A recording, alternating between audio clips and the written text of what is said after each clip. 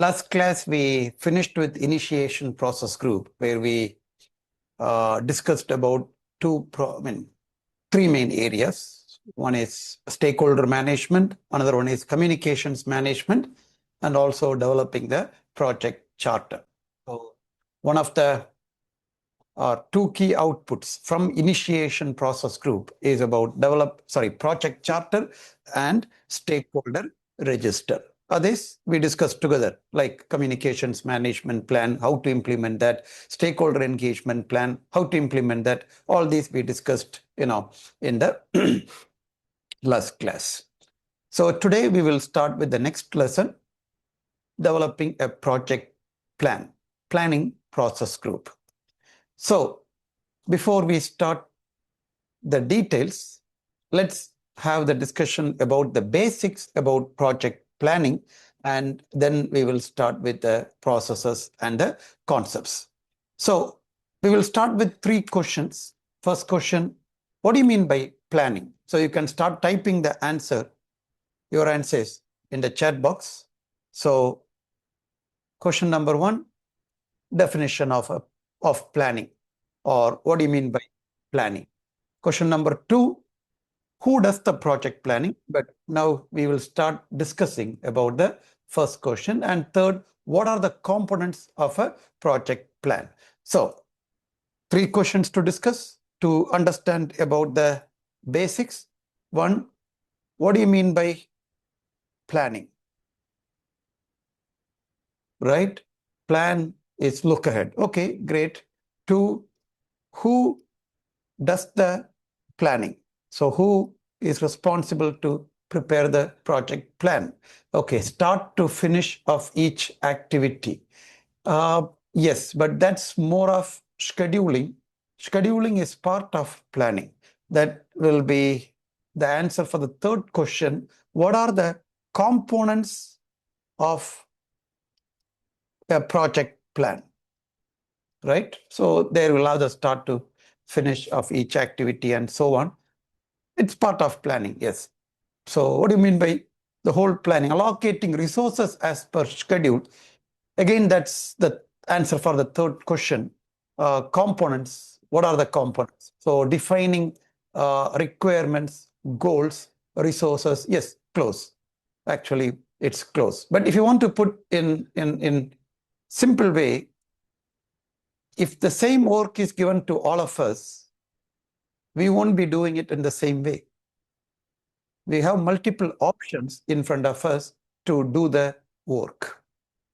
So planning is identifying the best methodology to do the work, and then, like what we discussed or what you mentioned here, seeing what kind of resources are required for that, what schedule, timeline is required for that, what risk is in that. All these are part of planning. But the first part is equally important, or in fact, very important.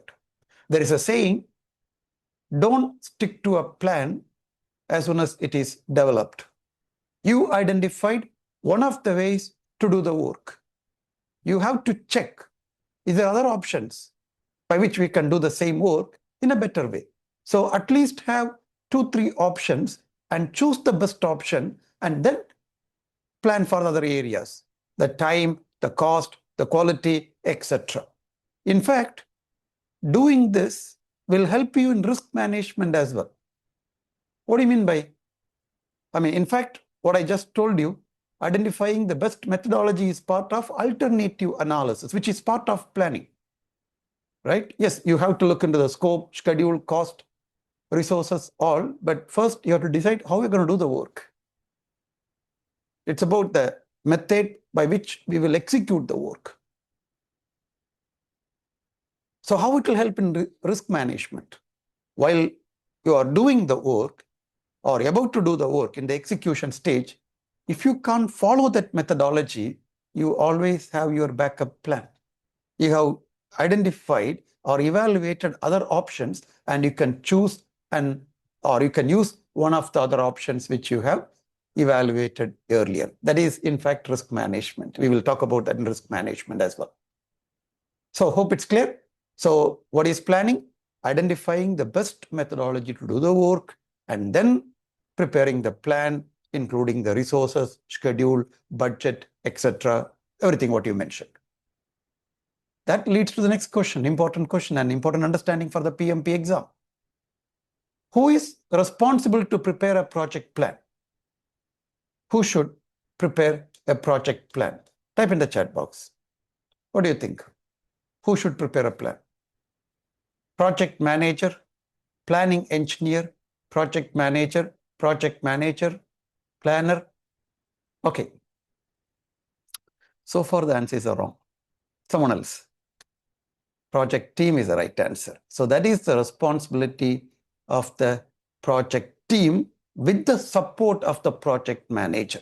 Project manager have to put the guardrails, the template, methodology, and so on, where the real planning is done by the project team. This is an important understanding you need to have for the examination.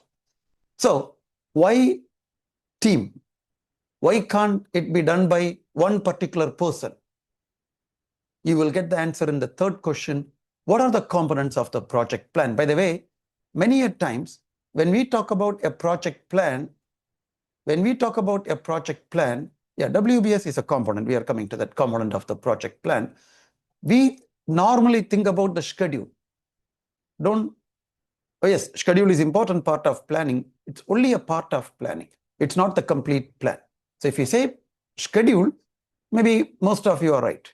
Planner or the project manager will be enough to prepare the schedule. But we are talking about a complete project plan. What do you mean by a complete project plan? We will discuss that in the third question. What are the components of the project plan? But keep this in mind. Preparing a project plan is a responsibility of a project team with the support of the project manager. So if you see here in planning process group, we are having 24 planning processes. In that, one of the processes developing the schedule. There are scope-related processes, schedule-related, cost, quality, resource, communications, risk, procurement, stakeholder management, planning-related processes. One individual, such as a project manager or a planner, won't be able to do everything. So most of the time, the planner will be involving in, developing the schedule. So that's why it's a teamwork. Because when we talk about integration, this particular process, if you don't have this understanding, it will be difficult for you to, link the concept. So when it comes to scope management or scope planning, there will be a team, an individual or a group of people who will be experts in that. Like I'm working for a government organization. When we prepare the scope about that particular project, we know whom we should involve. If that team is not involving, there is a lot of chance while we go for tendering, we will miss a lot of requirements only during the execution, as we discussed earlier about the cost of changes. While implementing, we will end up in variation orders to address the missing requirements. So that team has to participate to prepare the scope, then only it will be complete. When it comes to scheduling, most of you mentioned planner or project manager, they can prepare the schedule. When it comes to cost planning, budgeting, there will be cost specialist, cost engineers, depends on the type of the project you are in. They will be participating. They are the subject matter experts in cost management. When it comes to quality, that is another subject matter area. Quality management team will be participating. Resource planning will be usually part of scheduling. So your planning engineers will be normally doing resource planning. Communications planning, again, project manager have to participate. Again, some of the aspects, communications and stakeholder management, project managers participation will be there. Risk management is another subject area, depends on the subject, so it depends on the type of the project. You may have a risk management team or a risk manager who will be participating in risk management planning. Procurement, another area. You will need contract specialist, procurement team to participate in preparing or planning for procurement or contracts management. You see, it's a teamwork. So components, the key outputs of these 24 planning processes are the components of your project management plan. A little bit later, after few sessions, In fact, after finishing with all the planning processes, we will learn about the components of the project management plan in detail. Any questions on that? This is the basic understanding you need to have about planning for the PMP examination. So with that overview, let's start with planning process group. I gave an overview about preparing a project plan. What do you mean by a plan? Schedule is not a complete plan. It's only a component of the plan, and so on. And now we will talk about those planning parts or knowledge areas in detail. So first, we will start with scope management. We will start with scope management. In scope management, we are having 4 planning processes. But the way how we are going to discuss in our training, not only planning, when we talk about scope management, we will finish with all the processes in that knowledge area. So in addition to planning processes, there are 2 monitoring and controlling processes: validate and control scope. We will talk about those processes as well. Right. Before going to the processes, let's start with the basic concepts of scope management. So every knowledge area here, scope, schedule, cost, quality, etc. For the project manager, there is an objective. What is the objective for the project manager when it comes to scope management? So once you know the objective, then we will discuss in detail how, using these scope management processes, we can achieve that objective. So our focus is not only on planning, because I don't want to only discuss about planning processes now and then come back and talk about the other process group like execution or monitoring, controlling, or closing processes. We will discuss together. We will finish knowledge area by knowledge area, right? So what is the objective of project manager when it comes to scope management? You can see that in this slide. Ensuring that the project includes all the work required and only the work required to complete the project successfully. So the objective of the project manager and the team when it comes to scope management is to ensure we will do all the work and only the work.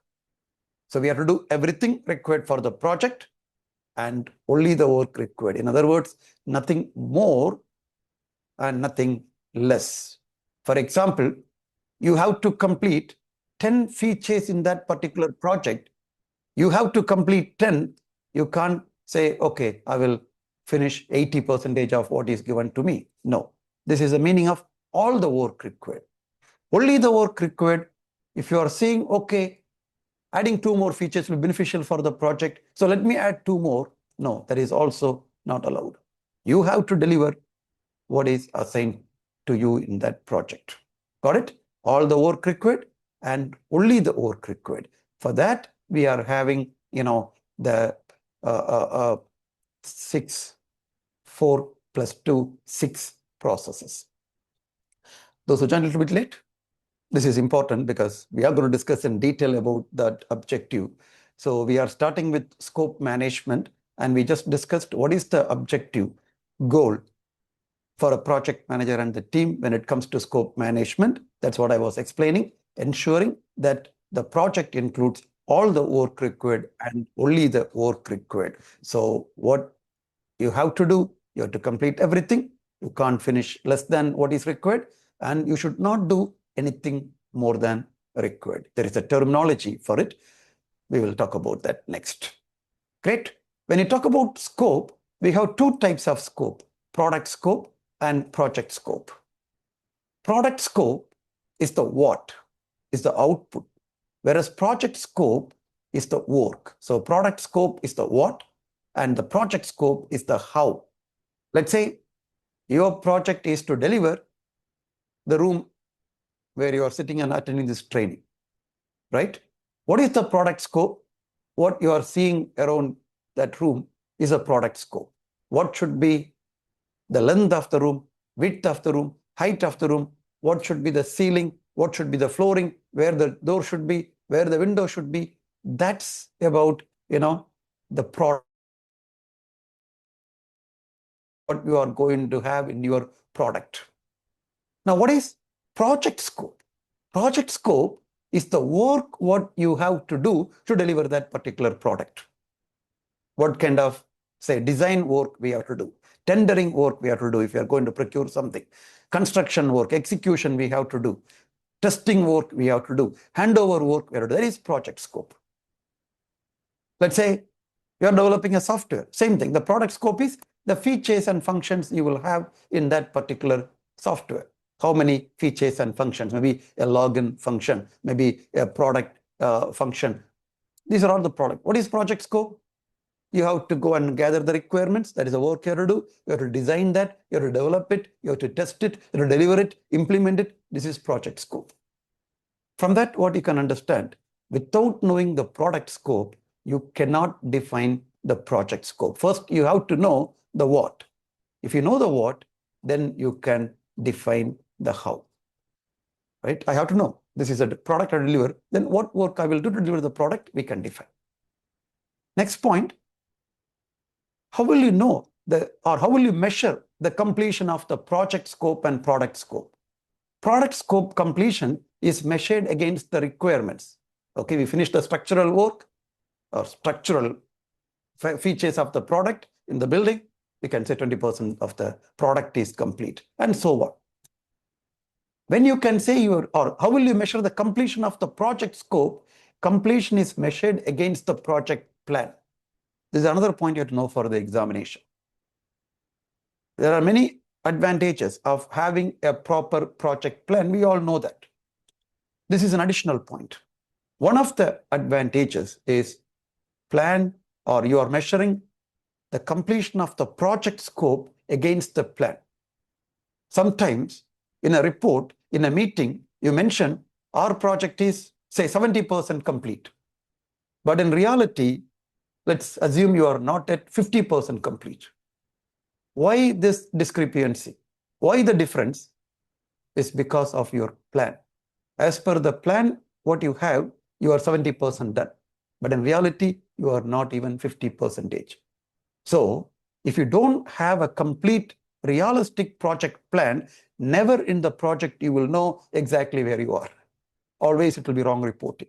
This is another important reason why you should ensure that you are having a complete project plan, especially for a predictive project. Agile plan may change, but predictive, you're going to fix the plan at the beginning of the project.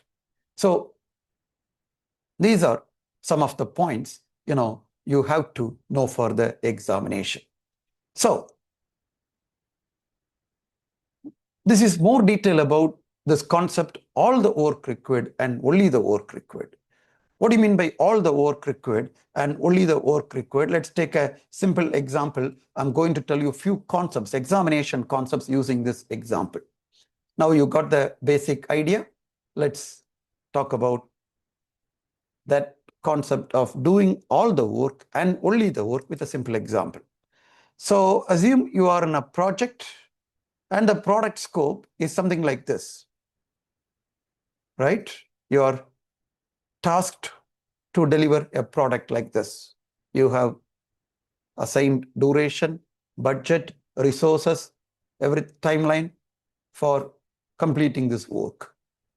Assume all of us, we are team members. While doing the work, let's assume I'm one of the team members of this project. So while doing the work, I am thinking adding one more feature is beneficial for this project. And I'm saying it will take like only a couple of hours. Minor. I won't inform anyone. I will just make that change. Like me, many other team members, they will be also making changes, and I will also do it multiple times. Not only that, if one of the stakeholders, they want to make a change in the project, normally they will, or they may contact the team doing the work. Like here I'm doing the work, knowing this is my client, decision maker, he can terminate me from the project. I will just implement that change as well.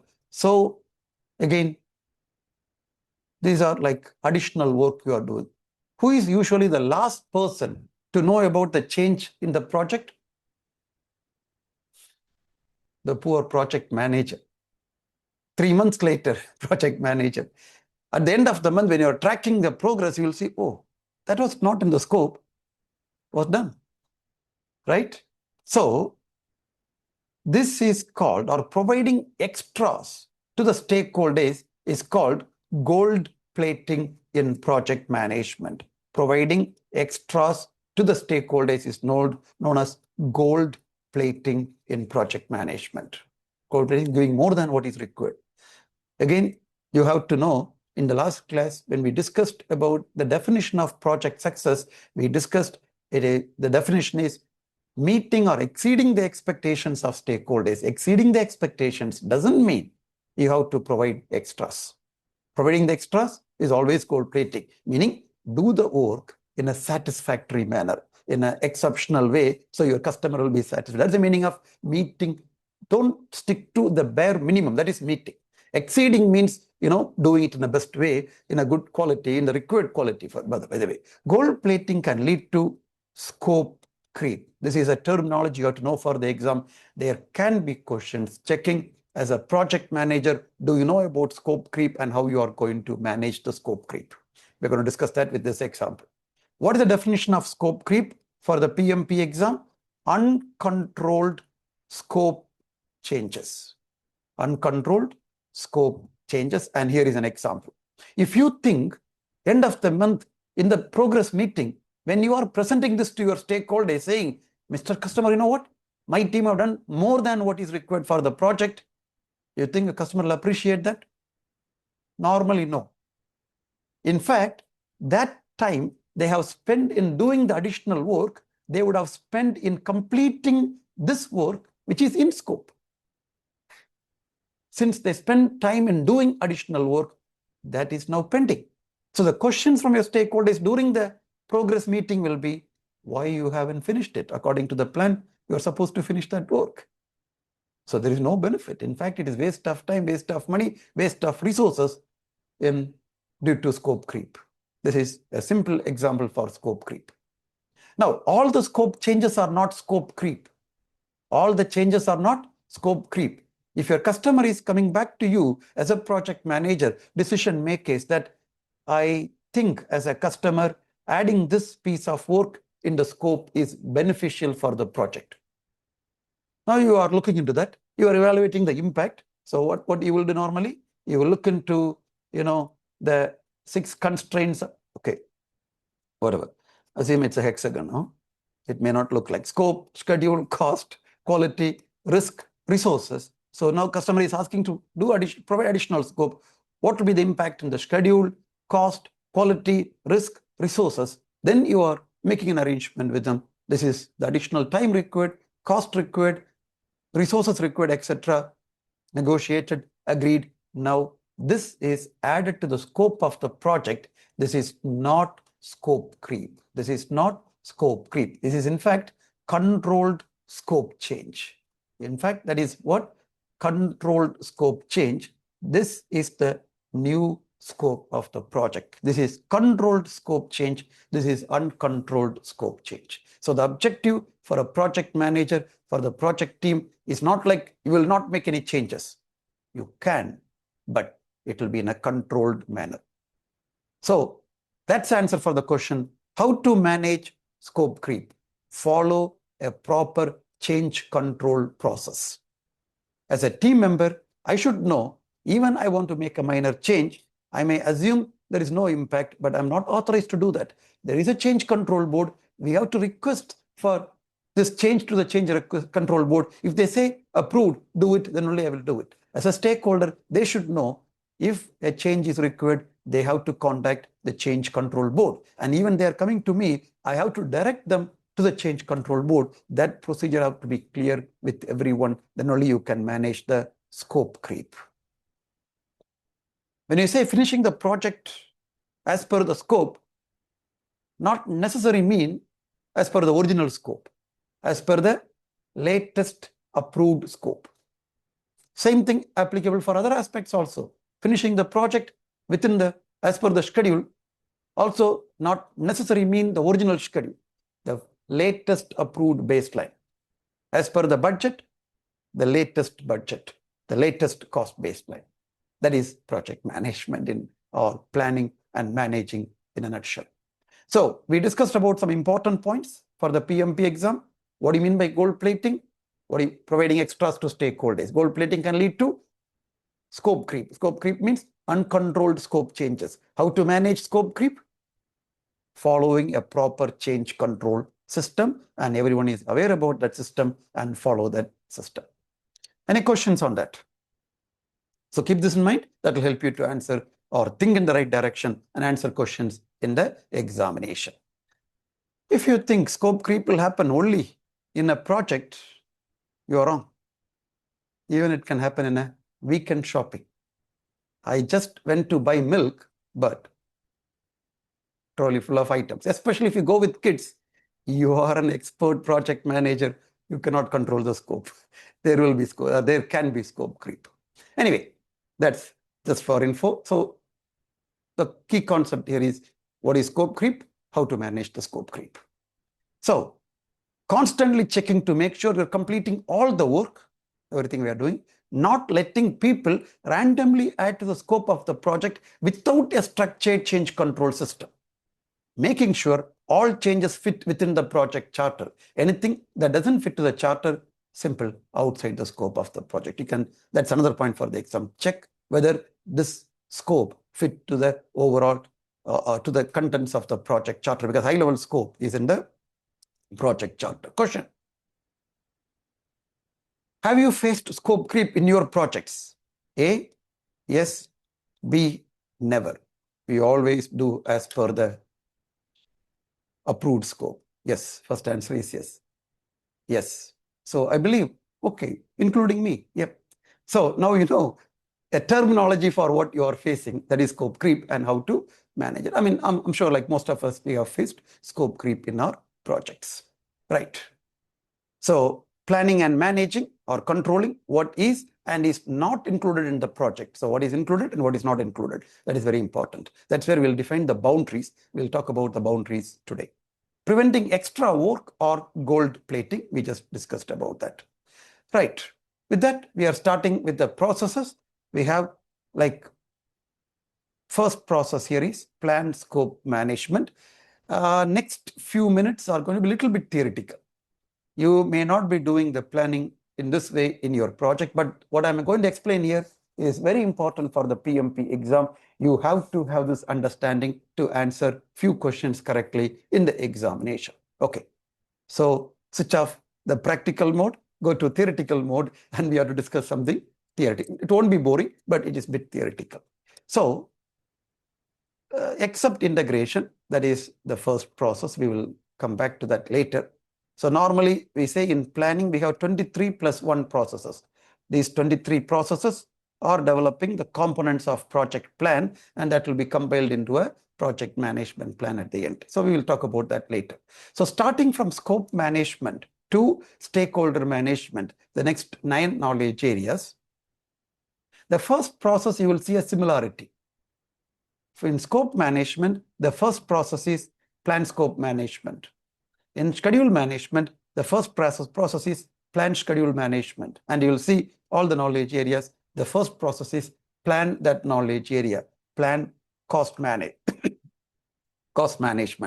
plan quality management, resource management, plan communications management, plan risk management, plan procurement management, plan stakeholder engagement. Only in the stakeholder knowledge area, we don't call it a stakeholder management, we call it a stakeholder engagement. Last class, we discussed about engagement. We discussed about the stakeholder engagement assessment matrix. We discussed about that. So you'll see the similarity in the names of all the first planning processes. And the concept, what you have to know for the examination is also same. In the first planning process of a knowledge area, you are developing a methodology to manage the remaining processes in that knowledge area. You are developing a methodology to manage the remaining processes in that knowledge area. For example, in scope management, we are developing a methodology for collecting the requirements, defining the scope, creating WBS, validate scope, and control scope, right? And the output from plan scope management is scope management plan. That methodology will be documented in scope management plan. So how to define the scope, create the WBS stands for work breakdown structure. I think, Tito, you mentioned about WBS earlier. If possible, today we will talk about WBS, right? How to validate scope, control scope. You will see the methodology, in scope management plan. Same thing. The output from plan schedule management will be schedule management plan, where you will see a methodology for the remaining schedule management processes, define activities, sequence activities, etc. Meaning methodology means who will do it, how the output will be documented, how much time we can spend for those processes, how much money we can spend for it, etc. Briefly, that is methodology. Type in the chat box. What will be the output from plan cost management? Plan cost management output will be very good.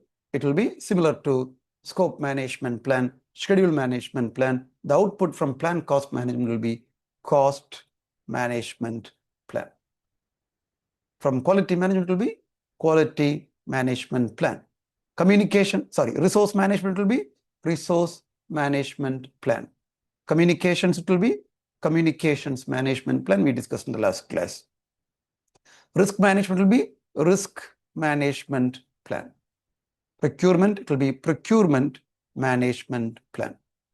Stakeholder engagement output will be stakeholder engagement plan, which also we discussed in the last class, right?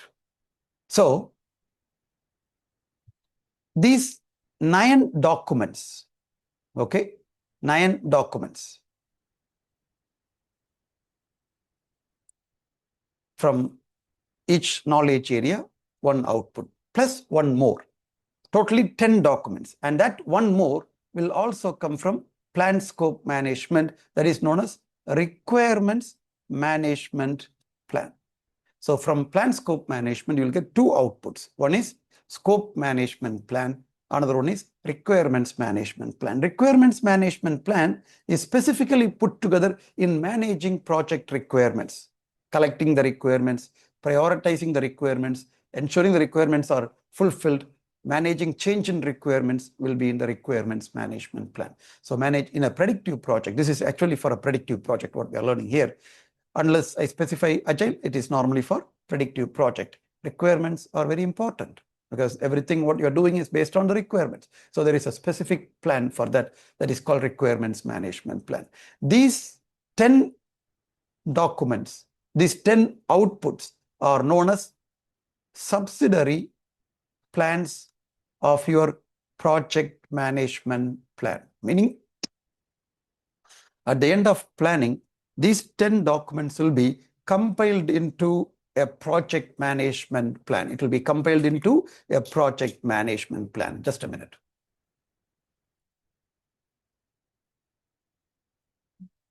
So they are known as subsidiary plans of a project management plan. So 2 points we discussed about those 10 outputs. First point, they are the output from the first planning processes, and there you will see a methodology for the remaining processes in that knowledge area.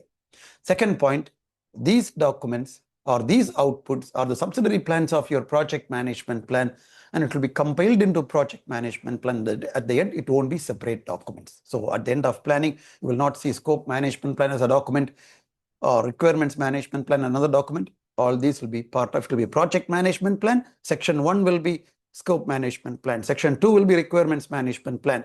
3 will be schedule management plan. 10 will be stakeholder engagement plan. It will be like that, or whatever order.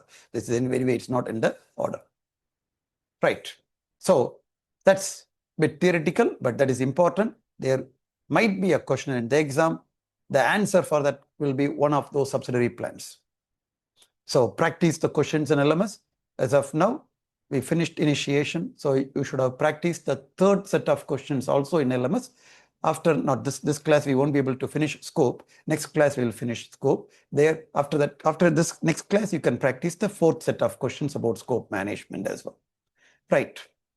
So that's about the first planning processes, plan scope management, and as well as other knowledge area first planning processes. Now let's talk in detail.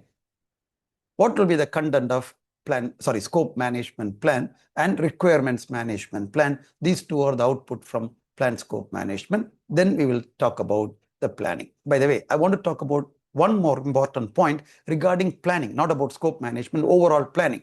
At the beginning of this class, we discussed what do you mean by planning, who does the planning, what are the components of planning. In addition to that, one more point. See, in the planning process group, we are little coming out of scope management for a moment, then we will talk about scope management in detail. We have 24 planning processes. So you are preparing a plan. Now you understood planning very well. So you are following the PMPOG guide methodology to prepare a plan. This is for your project, as well as you should know this for the exam. Does that mean in your project also you will have 24 planning processes? No.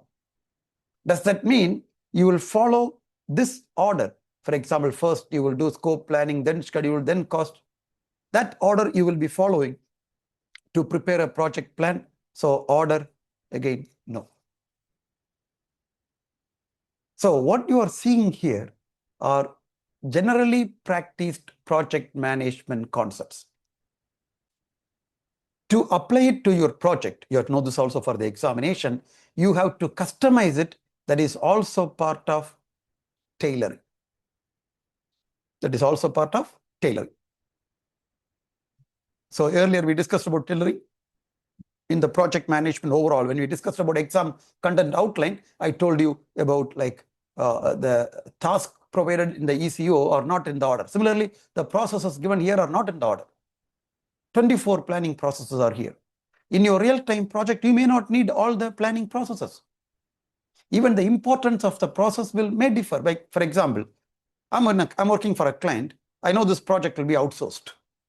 So what I will tell my team as a project manager is ensure the scope is defined very well, because this is going to be a lump sum contract. Right? Do a high-level planning for the schedule and budget. Assume now you are on the other side.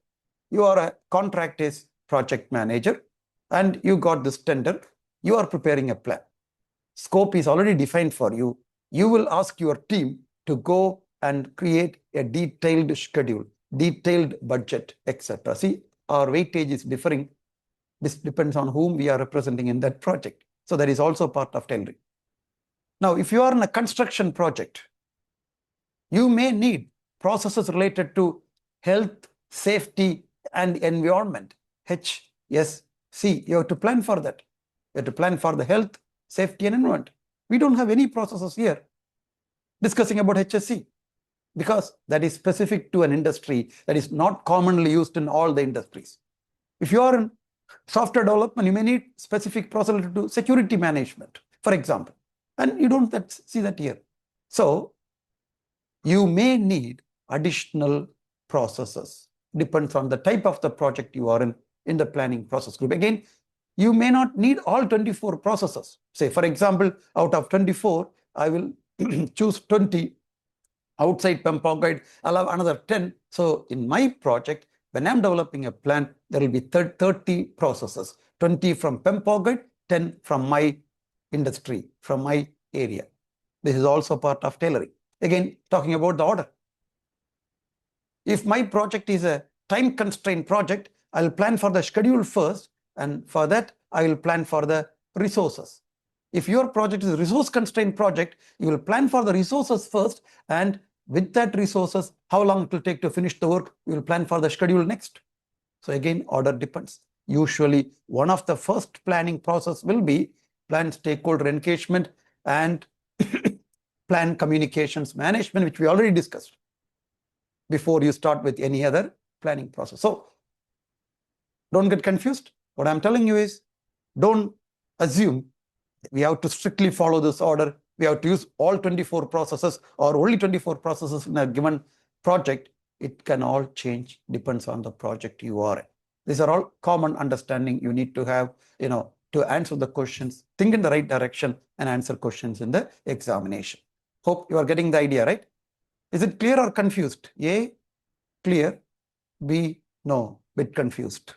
Yes, so far what we discussed is a little bit theoretical, not that practical. Clear, right? So very good. It's not difficult, but thinking in the right direction in a systematic way to answer questions in the examination. Excellent. So none of you are confused. Great. Thank you for the confirmation. Right. Now we'll go back to scope management. So we'll talk about plan scope management. Okay, there are two outputs in plan scope management, from plan scope management. One is scope management plan, another one is requirements management plan. So what is a scope management plan? As I told you, it's a component of the project management plan. By the way, for a program also you'll have a scope management plan that is outside our scope, our PMP training scope to discuss. So we'll only focus on project management. So it's a component of the project management plan. I told you at the end, all these 10 subsidiary plans will be compiled into the project management plan that describes how the scope will be defined, developed, monitored, controlled, and validated. Defined, developed, monitored, controlled, and validated are simply the other processes. Defined, WBS is not mentioned, it is there in the details.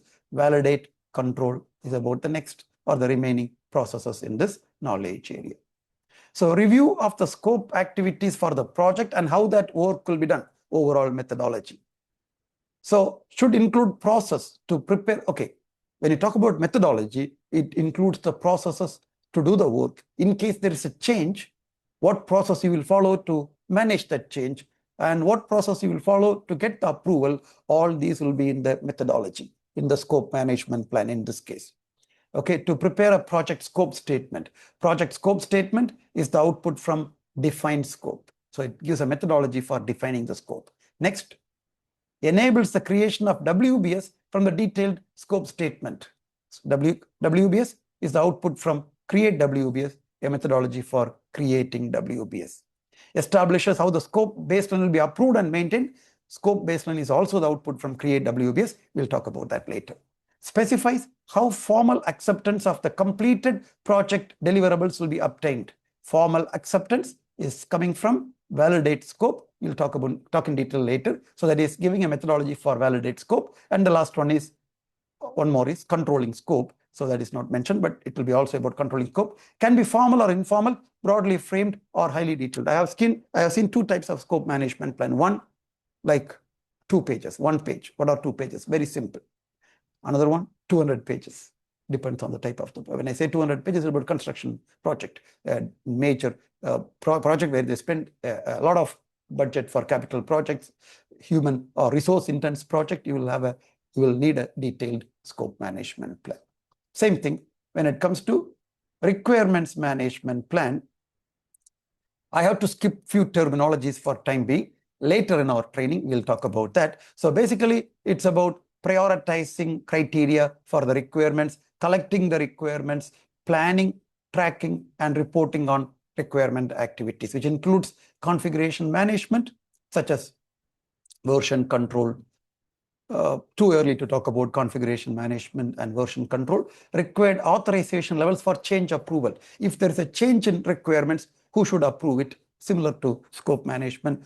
Product metrics and accompanying rationale. Metrics means measurement, such as KPI.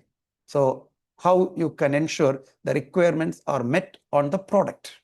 So you will have KPIs or metrics, measurement methodology for that. Traceability structure, including requirement attributes. If possible, today we will talk about traceability structure. Most probably today we'll talk about the traceability structure. So that's about requirements management. I'm skipping few terminologies such as configuration management, version control. We'll talk about that later in our training. So with that, we are moving on to the next process, collect requirements. In fact, the next 3 processes usually will happen in that order: collect requirements, define scope, and create WBS. So what do you mean by requirements? What is the difference between requirements and scope? Requirement, as per the definition, by the way, in a project, there will be a number of requirements. So a requirement is one single measurable statement of a condition or capacity. It tells how a product, service, or result satisfies a business need. Let's take a simple example. When I started providing online training after COVID kicks in back in 2000, I was finding it difficult to write on screen using the mouse. When we are explaining it, right? So it will be easy to explain and easy to understand. So I had a requirement at that time. I want something by which I can write digitally on screen. Today it's easy, all of us, but that time it was like something new, first time we are trying and so on. So that was a requirement, as one of the requirements, by the way. One single measurable statement or condition or capacity. So the condition or the capacity, what I was looking for was to write digitally on screen, right? So that is one of the requirements. I can have many requirements like that. In the project will be a number of requirements. So I discussed with one of my IT friends.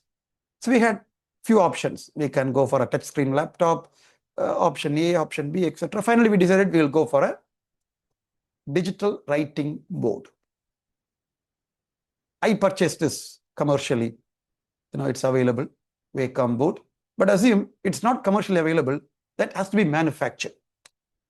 So now I am outsourcing this to a manufacturing team or a project team. Now assume you are in that project team.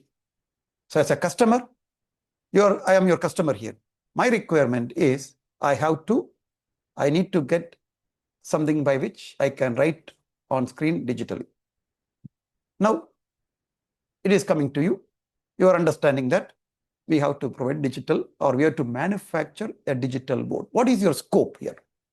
Scope is understanding the dimension of that board.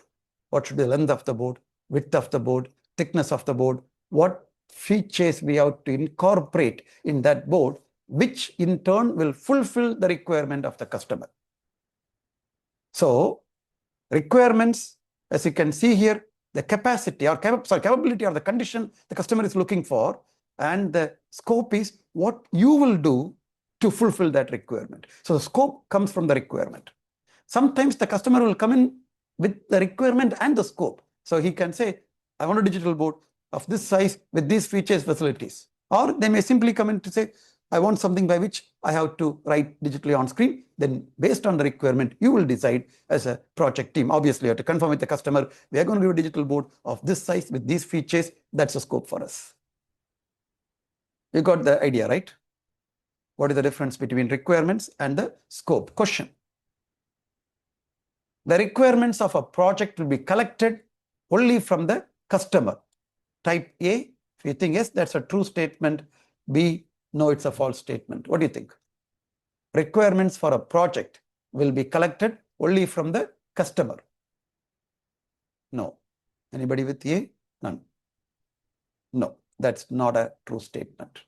There will be many other stakeholders from whom you may want to gather the requirements. So what I'll do, I'll take a simple example to discuss about these three processes: collect requirements, define scope, and create WBS. It will be easy for you to follow the class concepts, as well as easy for me to explain. Instead of only theoretical, we can discuss practically. I'll take a simple example. I know all of you are not from the same industry, but just to make everyone clear, don't focus on my example, focus on the concept. So this is about constructing a villa for a private customer. I assume it's a turnkey project. Turnkey means don't think as a normal project like a consultant, designer, contractor, etc. Just to make it simple, let's say it's a simple villa project. The private owner is going to a contractor company saying, I have a piece of land, construct a villa here, and the project is assigned to you. So again, sometimes you may not be before going to the details, you may not be a client project manager.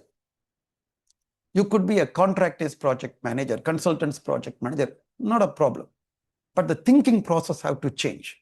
If you think, okay, in my project, I'm not collecting the requirements, I'm not defining the scope, it is given to me. I am doing the other planning. So if you think from that perspective, you may answer the question wrongly. I told you, I think I mentioned this already, unless specified, you have to always think for the PMP examination, you are the client project manager.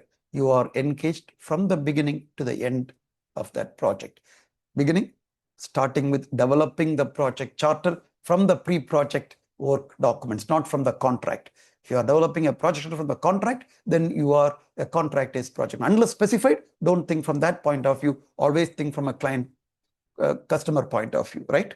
So, sorry, not customer, as a client project manager, as a owner project manager point of view, then only you will understand the full picture for the examination, right? That doesn't mean you have to work for a client to get or to become eligible for the PMP exam. You can be any party in the project. As long as you are in project management, you are eligible for the PMP exam, right? So let's start discussing about this villa project. Just customer came in and told us, I have a piece of land. I want a building in this location, a villa in this location. You have been assigned as a project manager. You have to start from the scratch.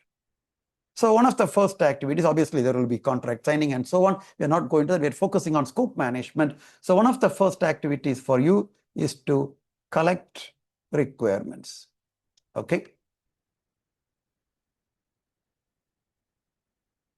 So let's keep this place to discuss about the outputs. Obviously, the first point of contact for you will be your customer. So you will sit with the customer or customer representative and you'll discuss with them, okay, what are your requirements? So I'm not splitting requirements or scope, maybe sometimes will be mixed, but just understand this is a process you are following. Customer is saying that I want a villa, and based on the requirements, he's saying, like, I want a 3-story villa with 3 bedroom in each level, for example, or a 2-story, whatever. Again, we are not going into technical. I'm not going to explain, okay, in a villa, I want a window. That's all for the project manager to manage. We are focusing on the concept. So I asked relevant questions. I understand what are the requirements on the villa. I noted it down. And he says, you know what? I have 2-3 cars. So give me a car park in front of the villa to park, let's say 5 cars, visitors cars, whatever, 5 cars, whatever. We are not going technical. Understand. That's a requirement. Third, I want a garden in the backyard. Beside the villa, give me a tennis court. Other side of the villa, give me a swimming pool. So these are the requirements coming from the customer. As we discussed, have you collected all the requirements of this project? No. Next point of contact for you could be your, let's say, electricity provider. In Qatar, it's Karama. Depends on the country you are in. They will have some requirements on every building. Then only they can connect electricity to the building. So you have to contact them and understand what are their requirements you have to follow in your project. Next, it could be water authority. We are not talking about requirements, we're talking about stakeholders. And from there, you will capture requirements. So if the water authorities have to provide the water connection to your building, they will have some requirements and you have to fulfill that. Next could be like, you have to get a Wi-Fi connection. So it could be telecom companies. They will have some requirements. Only if you provide that options, that facilities, they will be able to easily come and connect to your building. Next, or in fact, one of the first stakeholders you have to contact is the municipality. Okay. They will have a lot of regulations, a lot of requirements, which you have to follow. Then only they will get the approval for that particular building. So their requirements you have to understand. So contact municipality and so on. Next could be civil defense for fire safety and all. They will have requirements you have to meet and so on. So we discussed just now, one of the stakeholders from whom you will gather the requirements is customer. The product at the end will go to the customer, but you have to understand other stakeholders' requirement as well. Even if it's software development requirement, it is for a department, but you have no organizational requirements. You have to know local government requirements. You have to know security requirements to develop that software. So you have to work with different stakeholders to gather project requirements. There will be 2 outputs from this process. Output number 1 is requirements documentation. All the finalized requirements. Collected and finalized requirements will be in requirements documentation. Second output is requirements traceability matrix.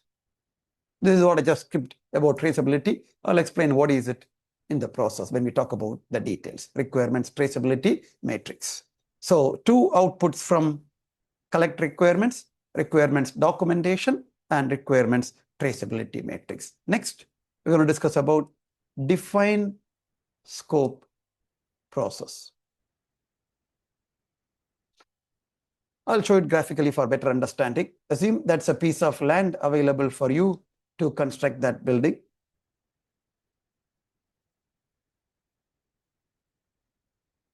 So based on what we understood about the requirements for the villa, we'll say this is where we have to construct the villa.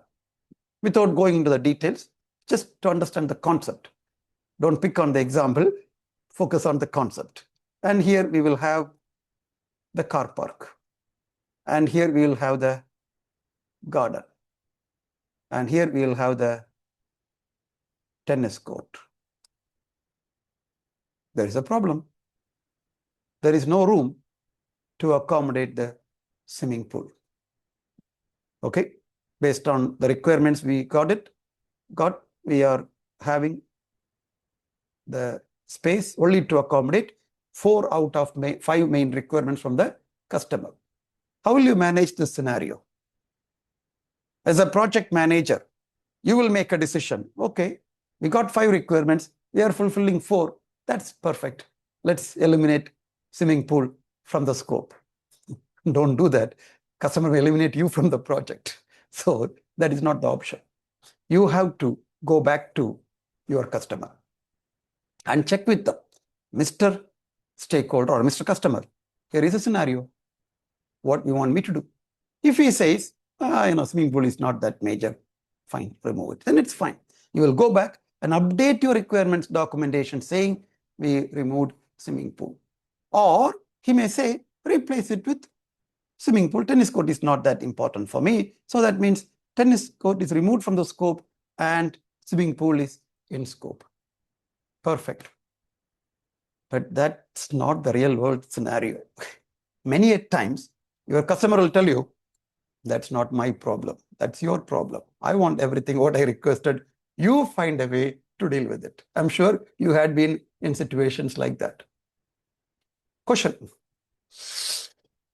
If you are the project manager and you are in that scenario, you don't have room to accommodate both swimming pool and tennis court in that location. Customer is saying, your problem, you manage it. What will be your recommendation? Type in the chat box or unmute and tell me. If all you have to include, how can you manage that? Resign from that project? That may not be an option. Market condition is very difficult to find a new job. So you have to continue. So something else you have to do. So how can you manage? Okay, that's a general answer. Be specific. Okay, that's a good point. Okay, so you can put the swimming pool in the roof and you can say, you know what, we found a way. We will add to the roof. Excellent. Or alternate location. Reduce garden. We have many options. Or move the car park to the basement and you will have enough room to put a swimming pool, for example. Or adjust the size. I cannot give you the villa as you requested. I'll reduce a bit, so I'll get the space or tennis court or whatever. You have options. And you will go to the customer saying, I have option A, option B, option C, discuss, finalize, okay. What we discussed now, in fact, is a brainstorming, example for brainstorming. When you have a problem, go to your team, discuss, see the chat box, we have a number of options. This is also known as alternative analysis. Alternative analysis. What alternate options we are having in front of us to manage this work? When there is a problem, go for brainstorming and do alternative analysis. Great. Hope it's clear. So the only output from defined scope is project scope statement. I'll put it shortly. Project scope statement is the output from defined scope. With that, we are moving on to the third and the final planning process from scope management knowledge area, that is create WBS, work breakdown structure.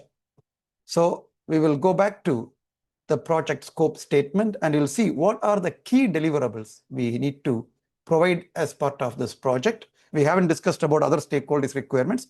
That is two details. You will look into in Villa what are the requirements from the other stakeholders. You'll incorporate that. So we are not going into that. So what are the key deliverables? From that, you will start your WBS. So the first level will be project name. Let's say it's a villa construction project.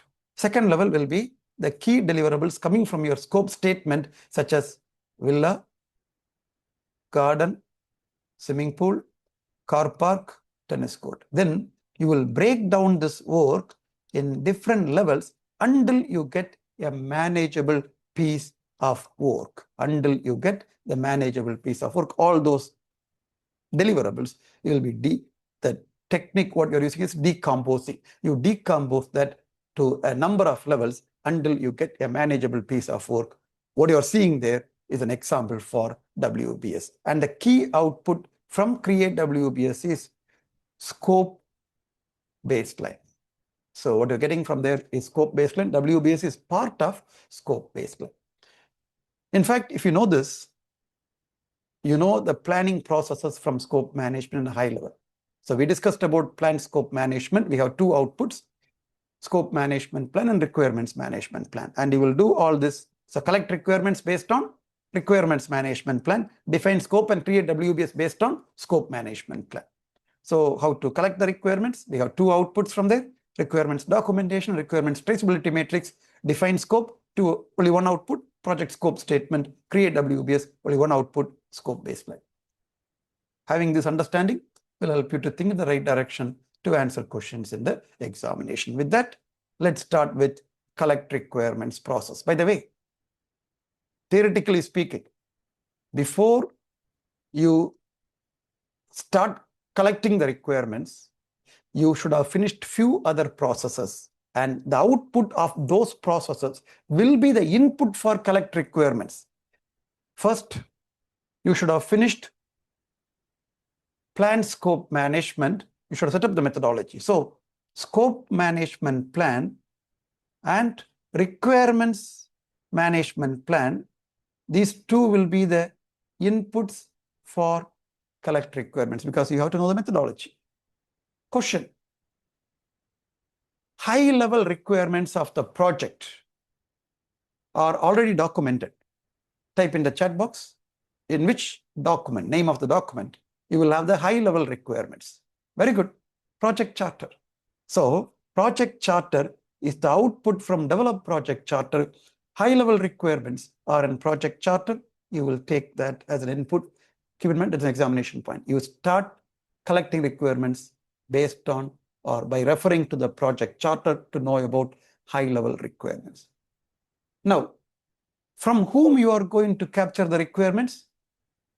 From your stakeholders. We already identified the stakeholders. In which document you will have the stakeholder details? Name of the document in which you will have the stakeholder details. The answer is stakeholder register, which is the output from identify stakeholders. That is another input. So at least, stakeholder register, at least 4 documents you should have before you start collecting requirements.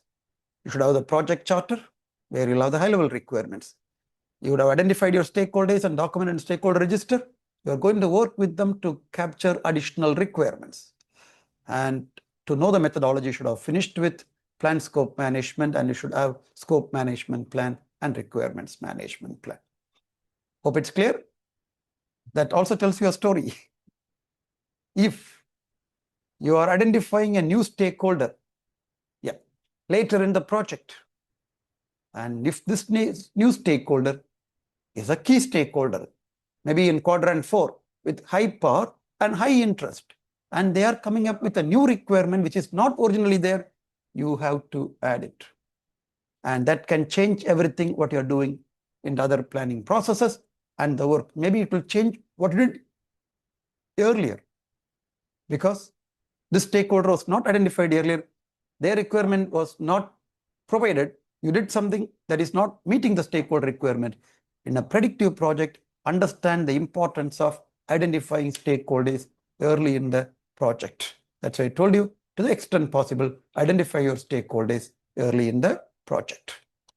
So guidelines for collecting requirements: start at a high level before providing details. High level requirements are in project charter. Must be unambiguous, measurable and testable, traceable, complete, consistent, and acceptable by key stakeholders. This is important, you should have unambiguous requirements, right? So you are joining the PMP training. What we did in the first class, we made it clear what is the certification all about. There's a change coming up, how to prepare for the exam, what methodology to follow. So after the first class, all of you are clear about the journey, right? What if we haven't done that class? We directly started with the concepts. There will be a lot of questions for you. Why we are going in this fashion, how we have to prepare for the exam, why the examination is important to take before June. Requirements have to be like that. So this is an ambiguous scenario. So to be unambiguous, you should have a clearly defined, when somebody is, you have to keep this in mind. Somebody not in this room, when we are gathering requirements, later, if they are looking requirements documentation, it should be clear for them without an explanation. That is unambiguous. It should be measurable and testable. When they are going to test, they should check. They should be able to check and understand the requirements clearly, right? So more on that traceable and all we will discuss later, right? So next, the types of requirements. There are different types of requirements, right? So let's talk about that one by one. Let's start with product requirements. When you talk about product requirements, this is about the actual product, mainly about the specifications, right? What should be the, by the way, there are two types of product requirements. One is functional requirement, another one is non-functional requirement. You have to know about this. Sometimes in a real-time project, you may not see much difference or specific terminology like this, but for the exam, it is important. As I told you, we discussed at the beginning of this class about the product scope, right? The room where you're sitting and doing the training is a product scope, is a product. Or the software what you're using is a product. So what should be there in the product? That is about the product scope, the features and functions you will have in the product. Functional requirement means to fulfill the requirement, there will be a function. Let's talk about a website, easy to understand. I want a function by which my participants can register for the training. That is my requirement. It's a functional requirement, meaning there will be something I can see, maybe a button or an option or a menu where they can click and they can register for that. There will be something I can see. That is functional requirement. I can see that feature in the product. I want a window in my building or in my room. That's a functional requirement. Now, what is a non-functional requirement? To fulfill that requirement, you may not have a specific function. You may not have a specific function. For example, B-site website. We are having a requirement. When someone is going to the website, it should load within 5 seconds, not more than that. E-commerce website, if it is not loading in 5 seconds, you will not trust that website and you will not, use that website. So this is a requirement, but you will not see any function or a feature in the website fulfilling that requirement. It's a non-functional requirement about the, about the performance of that website, for example. How many users can log in and use the system at the same time? During FIFA World Cup, I'm sure many of you have that experience. We all were trained to book the tickets. Some of us might have waited for number of hours, 5 hours, 6 hours, just to enter into the website. Why? Because of the limitation in one of the non-functional requirements. What is that? Number of users they can enter the system at the same time. I don't know the exact number. Assume 1,000 people can book the ticket at the same time. If you are 1,001, you will go to the waiting list. You will not see any function, but it's a non-function day. When they design the website, they design in such a way that 1,000 people can book at the same time. All of this will be in waiting room. When one person is exiting, another user will be allowed. There is non-functional requirements, right? When it comes to websites, software, you will have something called like availability, 99% uptime. We are hosting our website from a provider, and the agreement with them is 99% uptime. So out of 100 hours, 1 hour, system may not be available. This is a non-functional requirement. Security requirement, business continuity requirement. Just example. So that is about the product requirements. So keep in mind for the examination, when it comes to product requirements, there will be 2 types of product requirements. One is functional requirement, another one is non-functional requirement. Next, let's talk about project requirement. Project requirements are the requirements you have to fulfill during the project. There could be some contractual requirements. Let's say you have to submit the clause 14 program. This is mainly for the construction project. Clause 14 is a schedule actually, within 28 days of signing the contract. That's a contractual requirement. That's a project requirement. There is a milestone you have to meet, right? Start date plus 300 or say 100 days. You have to deliver this milestone. Start date plus 200 days, this milestone, 300. It's a project requirement. This is not going to show up in the product, right? You have to get, for example, environmental permit or a road opening permit or security clearance to do this work, to complete this work. These are all project requirements. Understand that as well. So what you're understanding is all the requirements may not show up in the product. Third is about quality requirements. We discussed about quality requirements, or definition of quality earlier in our training, class 2. Mainly, we are referring here to the compliance requirements. Compliance is an important concept for the PMP exam. That is part of business environment. So we'll talk about that later. So when it comes to requirements, some of the requirements are compliance requirements. For example, in our example, we discussed when you are going to municipality, when you are going to civil defense, they may provide some requirements. There could be compliance requirements, meaning they are mandatory, non-negotiable requirements. They are usually related to, what compliance you have to fulfill during the project. In the product, you will see in the quality side. Business requirements. These are normally identified in the business case and specified in the project charter to align with the business objectives, with the strategy of the organization. That is about the business requirements, high-level organizational needs. Next, stakeholder requirements. This could be mainly about the reporting requirements for the external stakeholders, right? Sometimes you have to provide the report to ministries, some government agencies, or other stakeholders, departmental stakeholders. That is about stakeholder requirements. Transition requirements are handover requirements. When you are handing over, the product to the customer or to the client, there could be some maintenance requirements. In construction, we call it as defects liability period. In software development, they may call it as hypercare, right? You have to provide some support, some temporary facilities, staff to manage the transition from the project to the operations. That will be under transition or readiness requirements. So quickly put, there are different types of requirements. Mainly, we will be focusing on product and project requirements, but that doesn't mean others are not important. Others are also important, but priority-wise, product and project requirements, then other requirements. Even quality requirements, if you see, they are part of project, but we keep it a separate. Compliance, very important. It's a non-negotiable requirement.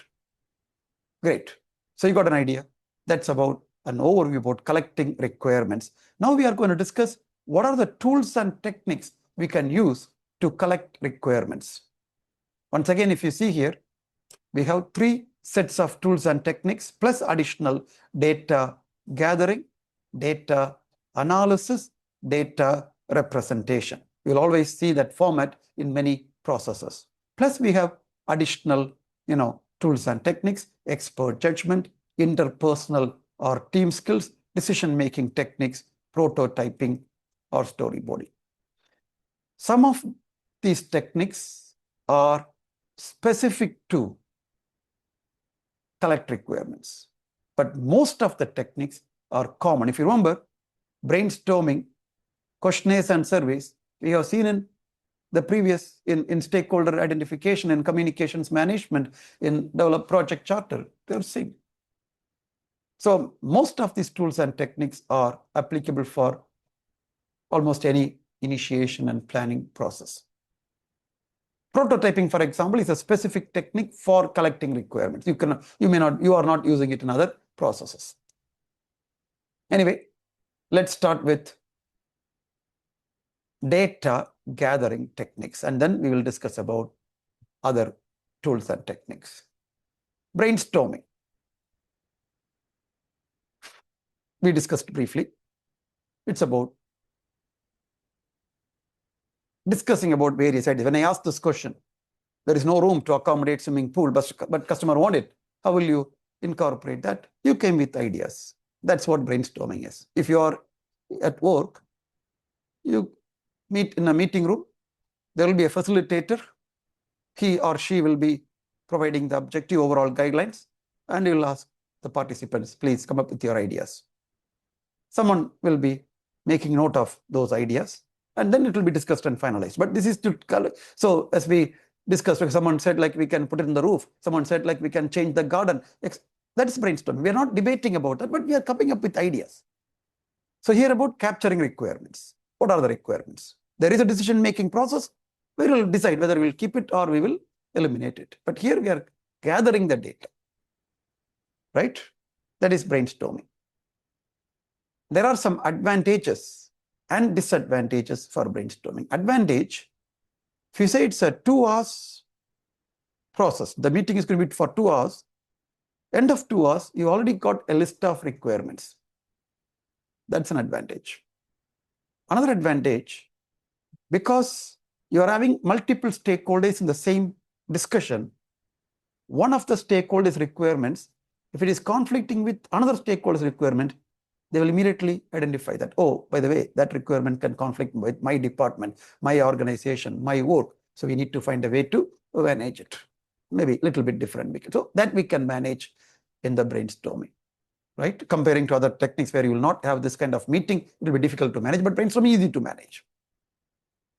Another advantage, when someone is coming up with a requirement, then it will help me, oh, similar requirement I have from my side, from my department, from my organization, I will also add that. So somebody's idea will stimulate ideas on you, and you will come up with new ideas, new requirements.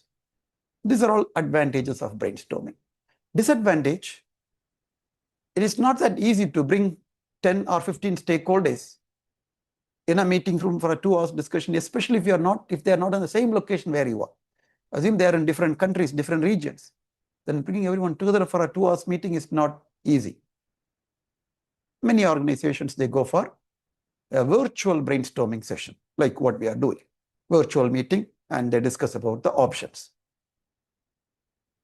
Another disadvantage is, again, it's not for all organizations.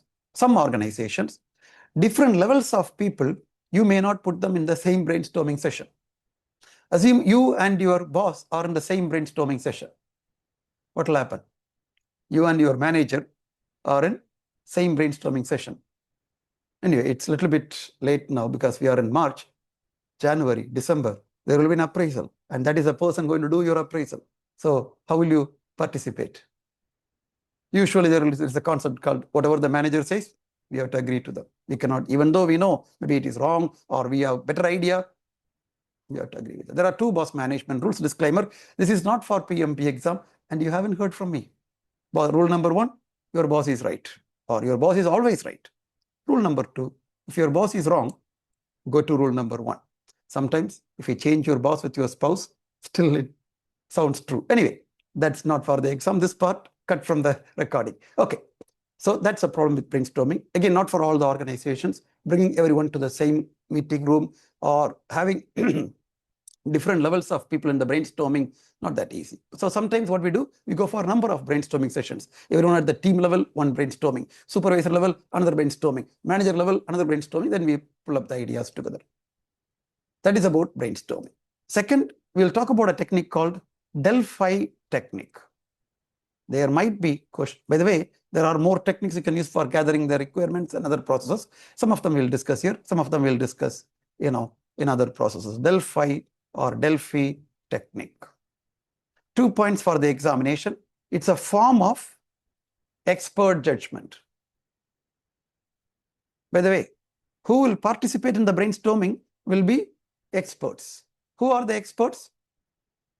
Those who have done the similar work in the past and they have the required knowledge, they are the experts.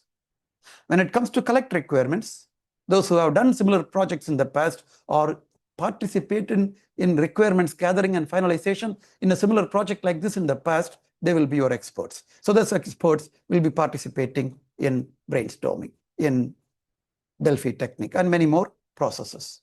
Many more techniques. Second point for the examination, it's an anonymous way of gathering the data.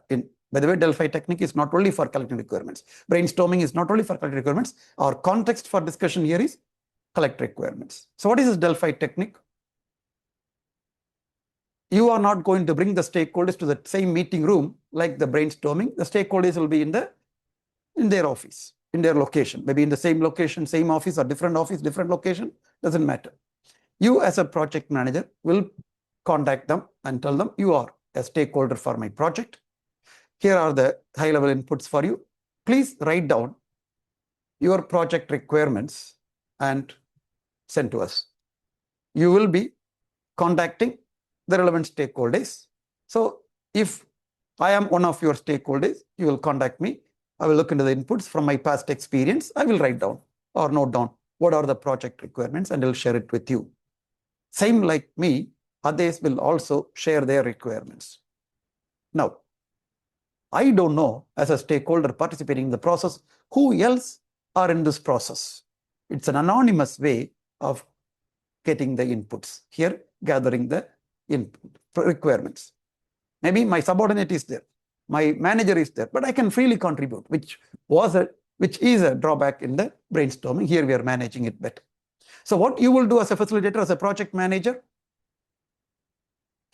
you will collate all those requirements in a document, and the collated list, you will be sending it back to the same participants.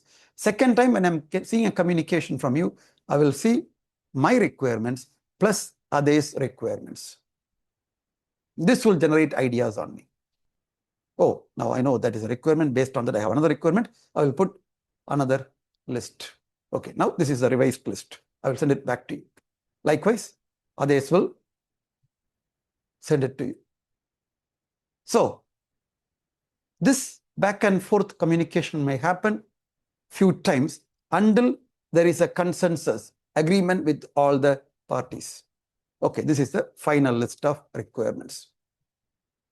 Then that will be finalized. That is about Delphi technique. So as an expert, I am thinking and I'm providing my input. Plus, I don't know who else are participating. So anonymous process of capturing project requirements. That is about Delphi technique. Okay, we discussed about brainstorming. We discussed about Delphi technique. Next, interviews. Interview, what is interview? Again, the point for the exam is they will not ask you which of the following tools you will use for collecting requirements. Or they will not ask you, what is brainstorming? What is Delphi technique? They will give you scenarios like this. Your stakeholders are in the same location and some other points, and which of the following technique you will use to capture their requirements. Brainstorming. Or they are not in the same location. You want to engage different levels of people in the same process in collecting the requirements. Which of the following technique you will use? Delphi technique. That's how the questions will be. They'll give a scenario and ask you, in this scenario, which of the following tools you will use to capture the requirements? Similarly, interview. So you have to know when to use it. What is the description of that tool and when to use it? Many of us, we know what is brainstorming, what is interview. Delphi technique could be new terminology for you. one-to-one meeting. Whom you will meet? Key stakeholders, especially those who are having high power, high interest. Stakeholders in that quadrant, you have to meet one-to-one and get their requirements. Here, the benefit is you are directly talking to the decision makers, key stakeholders. So you can ask your questions, get clarified, you have a list of requirements with you. That is scenario one, where you will go for interviews. Scenario two is confidential data. One of the stakeholders, when you are inviting them for a brainstorming to share their requirements, they may say, no, our requirements are confidential. We cannot share with everyone. We can share with you as a project manager for the purpose of the project, but you have to sign a non-disclosure agreement that you will use it only for the project purpose. Which of the technique is best at this scenario to capture the requirements? The answer is interview. Sign the NDA, go sit with them, capture their requirements, use it for the project. So if some of the stakeholders are having confidential requirements, you will go and use, or you will interview them. So that's about interviews. Next, focus groups. What is this focus group? Let's take another example. In my organization, let's say, again, already I told you, examples are, when I say my organization, not necessarily I'm representing the exact information. Example, there are 2,000 employees. We are going to develop a software. All of them are users for this software. So they're all stakeholders. Can I collect the requirements from all 2,000 of them? For example, can I interview all 2,000? Not possible. Brainstorm. Bring everyone in the brainstorming. Maximum 10, 12 people. More than that, if you're having brainstorming, then you have to use another name for that meeting. Delphi technique, never you will finish the process. 2,000 people you are getting and bring that consensus between them, never end. There you can go for focus groups. What you will do? Assume these 2,000 employees are in 20 departments. You will write a letter as a project manager to the department heads saying, hey, all your team members are stakeholders for this project. Please assign a nominee whom we can work with to capture your departmental requirements. So all 20 department heads, they will assign a nominee for this project. I'll create a group with that 20 people. That 20 people are focus group members in this example, by the way. So what is the definition of focus group? Focus group is a group of pre-qualified stakeholders. It's a group of pre-qualified stakeholders, I'll put SH for stakeholders, plus subject matter experts. What do you mean by this pre-qualified stakeholders? When I write to the department heads, I will give some criteria. Please assign someone who can help us in these areas. If I don't provide this, what department head will do? They will see who is not that busy, available. Okay, let's assign this guy for the project. They may not have any information or much information related to your project. It's waste of time. So when you request for a nominee, you will always put criteria. Please assign someone who can provide these kind of details and support us in these areas for the project. So the head will read that and see, oh, they want someone who can do this. Then they will assign the right person. Plus subject matter experts from your side or from others who can work with these stakeholders and capture the project requirements. So you formed a focus group. How can you capture the requirements from the focus group members? You can interview them. You have only 20 members. Or you can go for a brainstorming session. Or you can go for a Delphi technique and you can capture the requirements. So we discussed brainstorming, interviews, focus groups, and Delphi technique. Now questionnaires and surveys. Let's go back to the same example. I have 2,000 employees in my organization. All of them are users, stakeholders. I think engaging everyone in the process is beneficial. Getting everyone's, or knowing everyone's voice is good. Obviously, I cannot use other techniques. Focus group also should have a limited number of people, or else it will become a non-focus. Anyway, when I say focus group, it is not only from within the organization. Like sometimes we create a focus group between organizations. Like as a government entity, we have to work with various utility companies. We will create a focus group members from, or focus group with members from water authority, electricity authority, telecom authority, QNBN, etc. So it can be, from various organizations as well. That example is within the organization. Now let's go back to that example. I want to get input from all 2,000 employees. The only option I can use is questionnaires and surveys. I create a questionnaire and I send to them saying, guys, we are capturing requirements. Please participate and provide your inputs. So based on that, we can finalize the requirements. So we all know about questionnaires and surveys. We discussed in the last class also. Now we're going to discuss when you will use it in one of these three scenarios. One, you have large group of stakeholders to participate.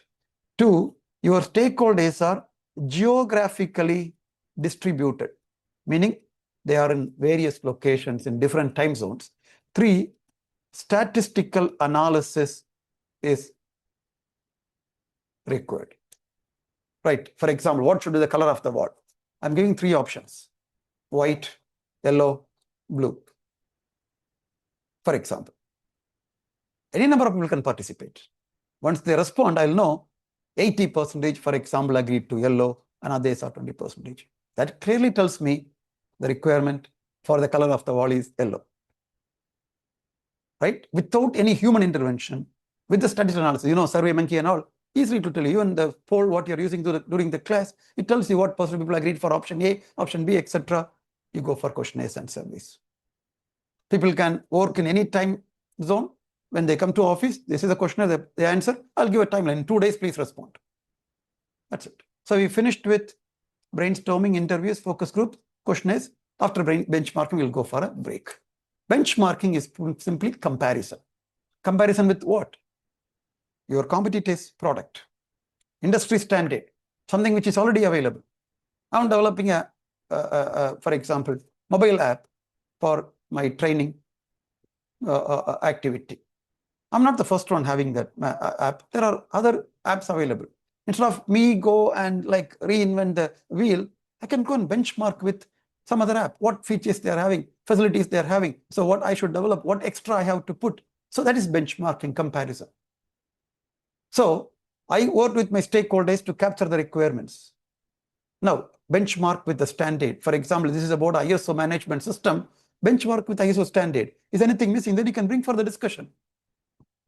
Guys, by benchmarking, we found these have to be there in the system. It's missing from your requirement. We have to add it. Or I benchmark the competitor and bring that point for discussion. Your competitor is having some advanced features. If you don't include that, it will be difficult for you to market this product.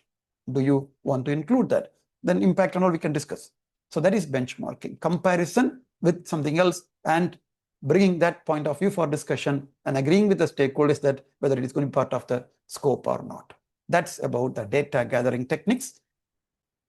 We discussed about the data gathering tools and techniques to collect the project requirements. We'll continue with the other tools and techniques. Let's start with observation. In these tools and techniques, you have to use more of your interpersonal skills to collect the requirements. Some kind of projects, only by conducting a brainstorming session or discussion with the stakeholders, you may not be able to collect all the project requirements. For example, say before the metro systems were established in Qatar. So they were discussing with the stakeholders to identify the requirements for a metro system. Obviously, I mean, again, what they did, we don't know. I'm just taking an example. But if you're only having a discussion with the stakeholders, they may not have much to contribute because that kind of project was never done before in Qatar. So they should have, we don't know what happened, but they should have traveled to, or they would have traveled to another country where they have an advanced metro system like Singapore or Japan, and they would have observed how they designed, how the construction happened, operations happening, what lessons they learned from that, and they get the required knowledge, come back and design and develop the system as per local requirements. This is, a simple example for observation. By observing, you understand, and based on that, you develop the requirements. Another example, by the way, observation is also known as job shadowing. Observation is also known as job shadowing. You are shadowing somebody else's work and you are understanding the requirements. Let's say it's an automation project. Different departments are involved. You are representing IT department and you are capturing the requirements for automation. You are discussing with various departments and you're understanding what they are doing. But that interface, how it happens, where is the bottleneck, you are not able to you may not able to understand. Maybe there you have to go for observation. Observe one whole process, like end to end, how the things are happening now from one department to another department, how it is, what is the interface and so on. That will give a better idea. And then by identifying the bottlenecks, issues, you can define your automation requirements clearly. That's a simple example for observation, job shadowing. What is the responsibility of the project manager in collect requirements process? The main responsibility of a project manager is facilitation. You may not be a technical expert to provide. Again, you are not giving the requirements and they're not developing a product for the project manager's requirements. The requirements are coming from the stakeholders. What's your responsibility is facilitation. You have to facilitate brainstorming sessions, interviews, focus group discussions, question and survey process, benchmarking process, observation process, etc. What do you mean by facilitate? By the way, not only in this process, in many processes, we will see major or one of the key responsibilities of the project manager is facilitation, right? What do you mean by facilitation? It's basically, assume you are the chairman of the meeting. What you will do is facilitation. Let's discuss for the examination purpose, as we are discussing this for the first time, we'll talk about that in detail. And later, in any other process, by the way, not only facilitation, any of these techniques we are referring in other processes, I will ask you to come back and refer to the video of collect requirements process.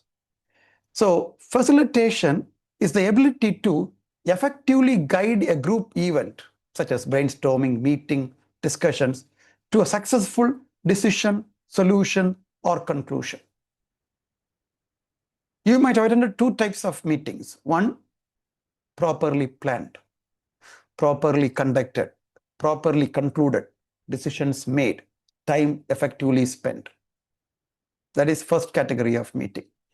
Second category is, you don't know what happened in that meeting. Everybody were talking and doing something and 1 hour done. It's a waste of time. No decision made, no direction given, just chatting, discussion, points, etc. The main difference is the facilitator. The first meeting was facilitated well, the second meeting was facilitated poorly. So what are the key responsibilities of facilitator? Again, brainstorming session, same thing, right? Any of the data gathering techniques, unless it is effectively facilitated. Okay, some techniques you may not need facilitation. For example, questionnaires and surveys. You send it out, you're not facilitating, you're just sending it out. You are only facilitating the process, not the actual event. But brainstorming, focus group discussions, you are facilitating. That facilitator ensures that there is effective participation, that participants achieve a mutual understanding, all contributions are considered, conclusions or results have full buy-in according to the decision process established for the project, and that the actions and agreements achieved are appropriately dealt with afterwards. So there is effective participation. That's part of planning for the facilitation or for that meeting or discussion. When you say brainstorm, you're in a meeting, there is a point raised, the concerned person responsible to answer is not in the meeting. You haven't brought the right people for the meeting, right? So same thing, when it is a brainstorming session, ensure like if it is like kind of technical brainstorming, every technical group is represented, not like one or two. So proper representation is there. Participants achieve a mutual understanding. It's not like fighting against each other. It's working together. So they need to have a mutual understanding that we are here for this purpose. This is the objective of the meeting. This is the duration of the meeting. This is the agenda of the meeting. This is my role in the meeting. So before you start with the discussion, meeting, brainstorming, let them prepare for this. If it is brainstorming, send them the inputs. Tell them the purpose of this meeting or brainstorming session is to capture requirements for this project. You are a stakeholder, so come prepared. All contributions are considered. A requirement is coming from a junior member of the team or a stakeholder. If you have a preoccupied mindset, this guy is junior, or whatever coming from this guy is not important. We'll only give importance to stakeholder A. So whatever he says is like holy word, we will document. No. We discussed in the last class. Customer, or last of the previous class, customer, you have to always keep in mind when you make decisions. Similarly, when you're conducting meetings, whether they're junior or senior or whatever quadrant they are in, to consider them all of them equally. The conclusions or results have full buy-in according to the decision process established for the project. We will talk about decision process a little bit later. Sometimes it could be majority. That is what we call as consensus. I will explain this a little bit later. What do you mean by consensus? We will talk about that in another slide. And the actions and agreements achieved are appropriately dealt with afterwards. There is a follow-up discussion. There is follow-up required, or there's an action somebody have to implement. Somebody have to provide further details. Follow up and close those actions, or close those, or get those required inputs. Depends on the type of the process you are in. These are the responsibilities of a project manager when it comes to collecting the requirements. Not only that, even any project management facilitation, you will do this. So in this particular process, you are not providing, you are saying, oh, that is one of the requirement of the project. You may come up with points that can stimulate the discussion, but you are not saying that is a requirement, right? That's not your role. That is about facilitation when it comes to capturing project requirements. So we discussed all brain data gathering techniques: observation, facilitation, expert judgment, nominal group technique. Nominal group technique is in fact combination of brainstorming and Delphi technique. These two together, it will be, nominal group technique. Delphi, brainstorming and Delphi technique. Similar to brainstorming, you will bring the stakeholders in a discussion room. But like brainstorming, you will not ask them to directly start discussing. Instead, you will give a blank sheet, paper to all of them. It can be a back sticky paper like your post-it notes. You will ask them to write down their requirements in this project. They are the stakeholders, by the way. So first, let's say 10 minutes, 15 minutes, whatever the time required, is silent generation of ideas. Once that part is done, you will collect those sheets and you will stick them in the wall or the board, and you will tell the guys, okay, let's discuss about this, prioritize, vote, and finalize. That is nominal group technique. One of the difficulties in brainstorming is bringing the discussion to the in a focused way, to focus on the objective of that meeting. I had been meetings, discussions, like first 10 minutes, somebody will come up with a point. What happened in my project like that or like this? I watched a movie last week. Then 5 minutes on that discussion. Then I said, guys, we are here for a different purpose. Let's go to the subject. You will not have that issue in nominal group technique. More focused discussion. They have to discuss about what they are seeing on the board or on the wall. Focused. And two, any level of people you can participate here actually, right? You are a junior or a senior, the requirements are there. If it is really valid, it will be incorporated, it will be included. 3, you can even prioritize and do voting. We'll talk about that decision-making techniques, do voting and all in the nominal group, saying, okay, which one is having more number of votes, let's prioritize those, or others are low priority, etc. These are some of the advantages. So like brainstorming, you are bringing all of them together to the same discussion room. Like Delphi technique, they are writing down the project requirements without the influence from any other participants. That's why It's a kind of combination between brainstorming and Delphi technique. So we discussed everything in the left-hand side. Now, data analysis. That's about seeing the missing requirements, right? Analyzing and improving the quality of the data you are having. First is about document analysis. Okay, we brainstormed or used other options or observation facility, all done good. But now I'm going to look some existing documents to see anything we are missing. Are we going to add any additional requirements? For example, you may look into that organization's strategy documents and see, oh, strategy talks about this. These are your organization's mission, vision, values. Maybe this point is not addressed. Do you want to add a requirement? You may look into that organization's marketing literature or whatever documents available. And from that, you may identify some missing requirements. Alternatives analysis. We already discussed about this, in the example itself, that we can't include all the features or facilities. So we want also swimming pool. We discussed alternative analysis, looking for alternate options and choosing the best option.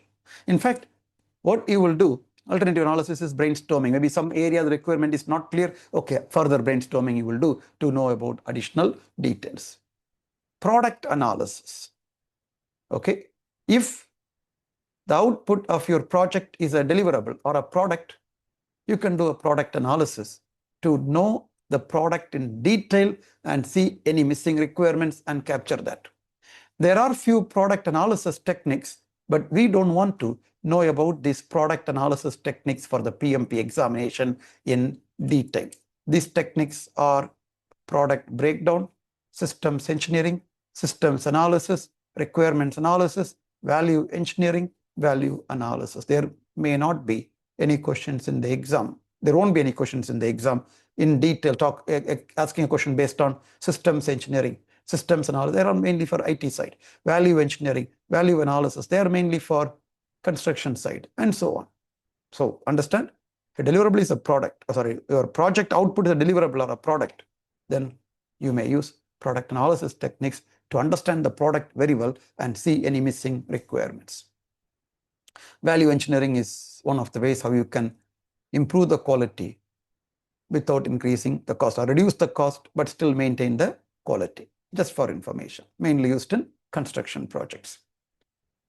Right, that is about product analysis. So we discussed about data analysis techniques. Now, through all these, you might have identified a number of requirements, right? So through data analysis, you improve the quality. You have like, okay, list of requirements. Somebody is going to pay for it, right? Somebody out to say, oh yeah, that's right, we approve. That's what here, decision-making techniques. All those collected requirements, are we going to finalize? We are here, we are going to finalize it. Some of the requirements may be excluded. Most of the requirements depends on the project.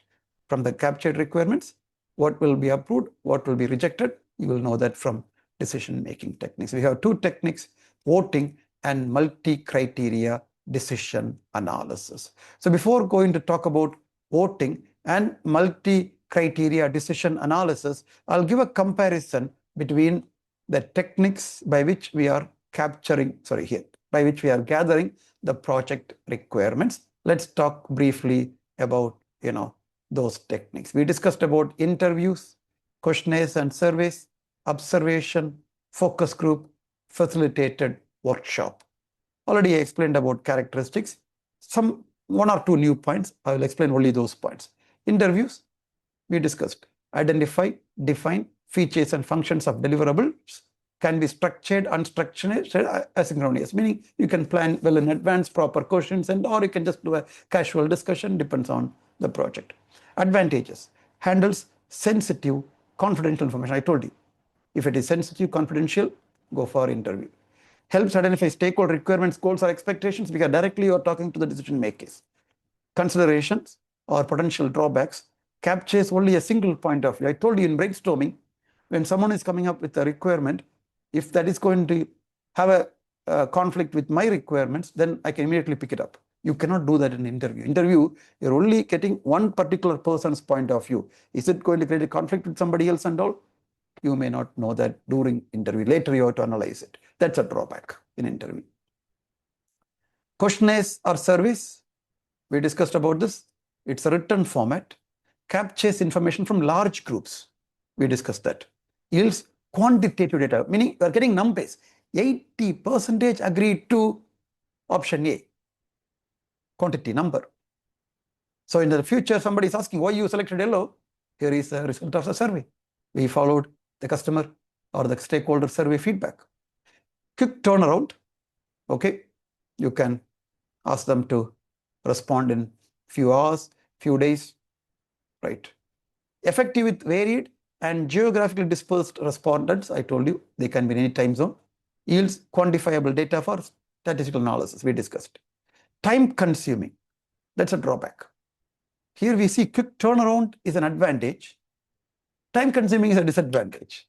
These are two different things they are talking about. If I want to conduct a brainstorming session, I can do it in the next 10 minutes. If my stakeholders are available, I don't want to prepare much for that.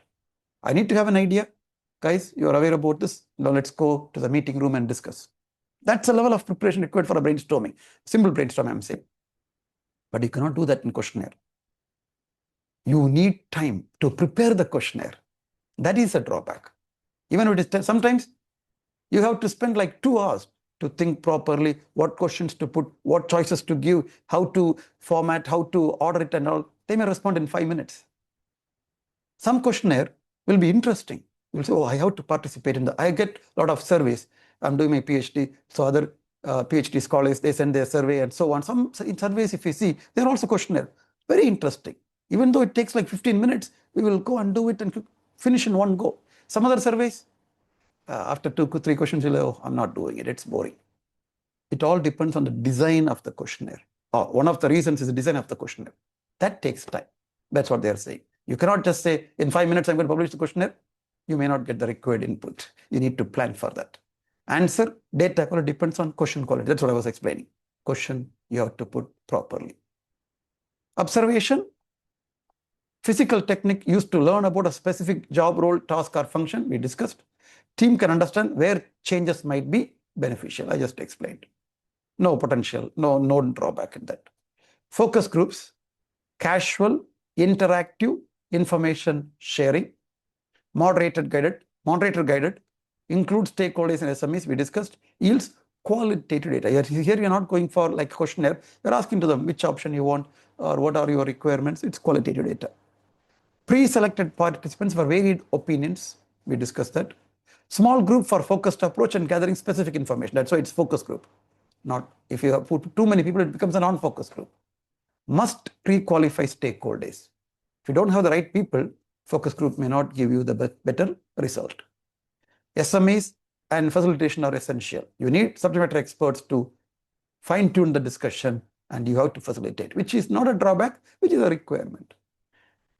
Facilitated workshops like brainstorming sessions. Sessions organized by project managers determine requirements, enable stakeholder agreement on project outcomes. Now, advantage, team can capture the requirements. Nowadays, it's all like even our meeting is getting recorded and we are having AA notes. I haven't put the AA notes yet. From next class onwards, tomorrow onwards, you will see AA notes also in the video. Stakeholders can understand the concerns and requirements of others if they are in the same meeting. We already discussed about that. And here also, you should have a proper facilitator or it can go to any direction. Somebody can hijack the meeting and you are done with the brainstorming of that particular subject. These are the advantages and disadvantages of the techniques we discussed. Now what we will do, we will talk about the decision-making techniques. So we have collected the requirements. We have to make a decision which one we are going to continue with, which one we will drop. So there are various voting techniques, right? Various voting techniques. We'll talk about that. Multi-criteria decision analysis as well as autocratic decision making. These are some of the voting techniques. So unanimity, majority, plurality. What is unanimity? No, so they are not. It's not only the major techniques are there, not everything. Only the major techniques in the table what I have shown, right? Only the major techniques. Okay. So you can use any one of these voting techniques to make a decision. Unanimity means everyone agrees to that requirement. Again, this is not only for requirements. Any decision making, you can use these techniques. Assume there are 11 decision makers, right? 11 out of 11, they agree to that requirement. Requirement 1, all 11 agreed, included. Requirement 2, 5 or 6 agreed, rejected. Requirement 3, 10 agreed, 1 disagreed.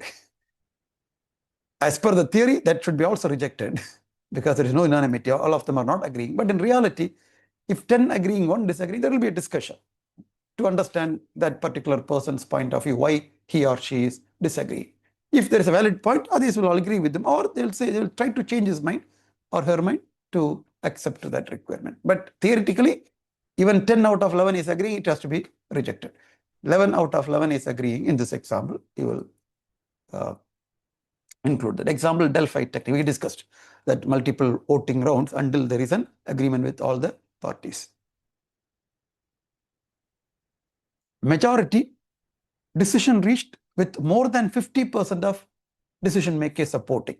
6 out of 11, 6 or more out of 11 agrees to that requirement that will be included. That is majority.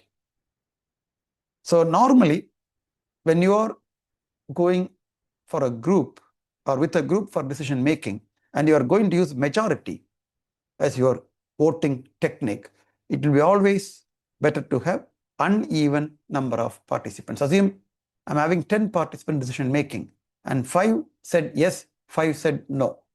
It's like a tie. I don't have a majority. So when you have uneven number of people like 11, 7, 9, 5, etc., there will be always a decision, right? There will be a majority or minority, right? So when you are, that's a point, a minor point. We all know majority means, so if your decision making criteria is majority, always have uneven number of participants. Plurality, we know what is unanimity, everyone agrees to the decision, right? Majority, more than 50% agrees. So we discussed about that. Now what is plurality? I'm giving 3 options for the paint color for the wall: yellow, blue and white. Let's say 45% agreed for yellow. Say 30% agreed for blue, 75. 25% agreed for white. Do we have a majority here? What is majority? More than 50% of participants agree. We don't have a majority. In this case, we will go with the largest block in a group deciding. Largest block here is 45% agreed with yellow, so we'll agree to go with yellow. That is plurality. So, decision reached with largest block in group deciding, even if majority is not achieved. Use this method when more than 2 options are nominated. When you have polling options, 3 or more options, and you don't have a majority, you can go for plurality. We know this concept is simple, but the terminology could be new for you, plurality. So we discussed about 3 techniques, and these techniques can be used in predictive, agile, or hybrid. These are some of the techniques or methods where you can use this technique, such as fist of 5, planning poker, dot voting, Roman voting, polling. Planning poker, we'll talk about that in scheduling, next knowledge area. Planning poker, we are not discussing today. What is fist of 5? We are going to take a requirement and describe that. If you agree with that, you will show 5 fingers saying completely agree. If you disagree, you will show the fist. Agree, disagree. Or kind of neutral, 3. Kind of disagree, 1 or 2. Kind of agree, like 4. So 5 means completely agree, 4 means agree, 3 neutral, 2 disagree, 2 and 1 are kind of disagree, fist is completely disagree. So you will say, okay, we'll go with majority. So we'll take requirement 1. Assume we have 11 participants there, 11 decision makers. We discussed, okay, now, do you agree with that? If more than 6 or more says 5 or 4, it will be agreed. So it's easy. Instead of going and writing and making polling voting, just showing fingers. Roman voting is even simple. Thumbs up, thumbs down. Agree, disagree. Again, we'll go with majority. How many of them agreed? There's a majority? Okay, include. There is minority? Exclude. Sometimes you may say horizontal way. I'm okay. Yes or no, I'm okay. Polling, what we are discussing, like we are also doing polling in our training. So from that, we just discussed, 80% agreed for option A, others, or 45% agreed for option A, others for option B and C. So we'll go for option A, that is polling. Dot voting is something like this, right? We have all the gathered requirements pasted on the wall in a separate post-it note. Every decision maker will have 10 votes or 10 dots. They will review and they will give votes. If I am like highly in agreement with one of the requirements, I may give 3 dots to that, or 1 dot, or 5 dots to that. I'll distribute my 10 dots as per my priority. At the end, you will review, okay, some of the requirements, none of them selected. Here it is a lot, but normally it will be few requirements. Nobody voted, excluded. Now, others voted, you are not only knowing the requirements, you are also prioritizing. For example, in this case, many stakeholders have agreed with that requirement. If it is an agile project, you will put it on the top. This is high priority requirement, for example. That is about dot voting, right? So, we discussed about fist of 5, Roman voting, polling, and dot voting. This is how you will use voting techniques. Now, what is consensus? This I skipped earlier. Consensus means agreement. Before going for decision making, voting, let's say the decision making technique we are using is majority. So consensus means during the discussion, before a decision is made, you can give your opinion. But when voted, there is a majority, so that decision is accepted or that requirement is included. But I voted against it. I am in a thinking that this is not a project requirement. However, because there is a majority, it's included. When I come out of this meeting, that is my decision as well. That is consensus. We also, because we agreed at the beginning of the meeting, we'll go with majority, even though personally disagree, there is a majority included, that's my decision. I cannot go out of the meeting and say, hey, I haven't agreed, so that's not my decision. No, you're also part of it. That is consensus. Everyone agreeing to that decision making. Right? This is about voting. Next is autocratic decision making. What is this autocratic decision making? One person decides for the group. I don't care about your options.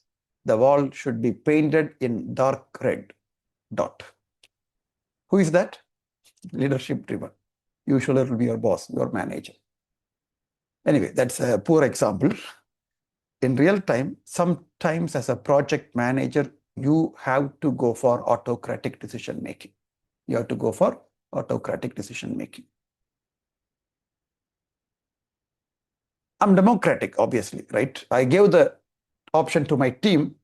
2 weeks, they're sitting on that. They couldn't make a decision, for example, whether this will be part of the project or not, etc. Now, without making a decision, I cannot move forward. That is starting to delay my project. As a project manager, my priority is always my project. So in this scenario, I may go for an autocratic decision making, saying, guys, I'm making a decision. This will be part of the project. Go on to do it. I will take the consequence, for example, right? Sometimes as a project manager, you have to be autocratic. Not always. Don't do it always. Then the team trust will go and so on. So team knows we got the option. We couldn't decide. So manager took a decision and we'll follow that. Finally, multi-criteria decision analysis. So this is more data driven. These are based on data. Okay, we have information based on that we make take a decision. But this is purely data driven, more of like a quantitative type. Let's go back to the example, swimming pool. We had 3 options to the customer. Assume 1, swimming pool can be rooftop. 2, swimming pool can be incorporated by reducing the other amenities a little bit less, like villa size less, tennis court less, car park less, so we'll get enough room. Another option is to get more land. Maybe this owner is having adjacent land. If you give it to us, we will construct the swimming pool there, whatever option. So we went to the customer saying, these are the 3 options in front of us. Customer is saying, telling you, you tell me which one is the best option. Okay, you have 3 options, give me the best option. I can go for multi-criteria decision analysis. So what we'll do, we'll use this example to discuss about multi-criteria decision analysis, which is used in other places as well, but we will use requirements gathering at this stage. Right. So step 1, you decide on the criteria by which you are going to make decision. Before looking into the options, what are the criteria we are going to use to make a decision? How many criteria? Up to you. You can use 5, 4, 10, 20, 50, up to you. We'll go with few criteria for our discussion. 1, say for example, it should be cost effective. There should be privacy, less risky, for example. 4th one, let's say, safe to use, whatever. Depends on the requirement, depends on the outcome expected, you will fix the criteria. Next, you will assign a weightage for each criteria. Total weightage should be 100. And that you are going to split between the available options. Which criteria is more important to the organization, to the customers, will carry a higher weightage. So let's say privacy is the most important part. So we'll say, 50% out of 100% for privacy. Safe should be the next one. Let's say 30%, 80. Next is equally important. So we give 10, 10 for that. So it is 60, 40, 100. Now we are going to bring the first option. Let's say rooftop swimming pool is the first option. And we are going to score it against the criteria. When you are scoring, we will not refer to the weight column. We'll just see this for this criteria, this option, how much it is suitable. Maximum score can be 5 or 10 or 100 or 1000. It's a point system. I'll go with 10. We'll go with 10, right? So is it cost effective? Yes, because already we'll have the base and all. We have to just do the other things. So it will be cost effective. I'll say 9 out of 10. Very highly cost effective. Privacy, not much privacy, right? Because maybe there's a high-rise building next to the villa. So I'll say 3 out of 10. Less risky. It's not that risky, it's easy to work and so on. So we'll say, a 7 out of 10. Safe, okay, we'll say 8 out of 10, whatever. That is option 1, rooftop. Now we will say swimming pool and basement. Cost effective, again, it is 9 out of 10. Already we have the basement and all. Privacy, 9 out of 10. Basement, fully closed, etc. Less risky, maybe 6 out of 10, whatever it is. Safe, maybe 7 out of 10, whatever. So again, it's highly fulfilling means 9 or 8. Less means it will be 3 hours. So etc. You'll do the other options also. Now, many organizations, they do a mistake. What they do is just add the score and take the total and see which one is having the highest value, which is wrong because your requirements are here as, weight. You have to go for a weighted score. By the way, this technique is also known as scoring model or weighted scoring model. Multi-criteria decision analysis is also known as scoring model, right? So how will you find this weighted score is multiply your score with the weight and then take a sum of that. You will get weighted score. So 10% of 9 is 0.9. 50% of 3, sorry, yeah, 10% is, yes, 50% of 3 is 1.5, etc. 10% of 7 is 0.7. Is that right? Okay, whatever. 9 by 100 into 10.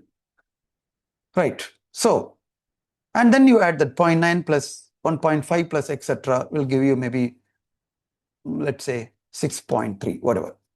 And the same thing, 10% of 9, 50% of 9, this will be 4.5, this will be 0.9, etc. will give you like 8.5, for example.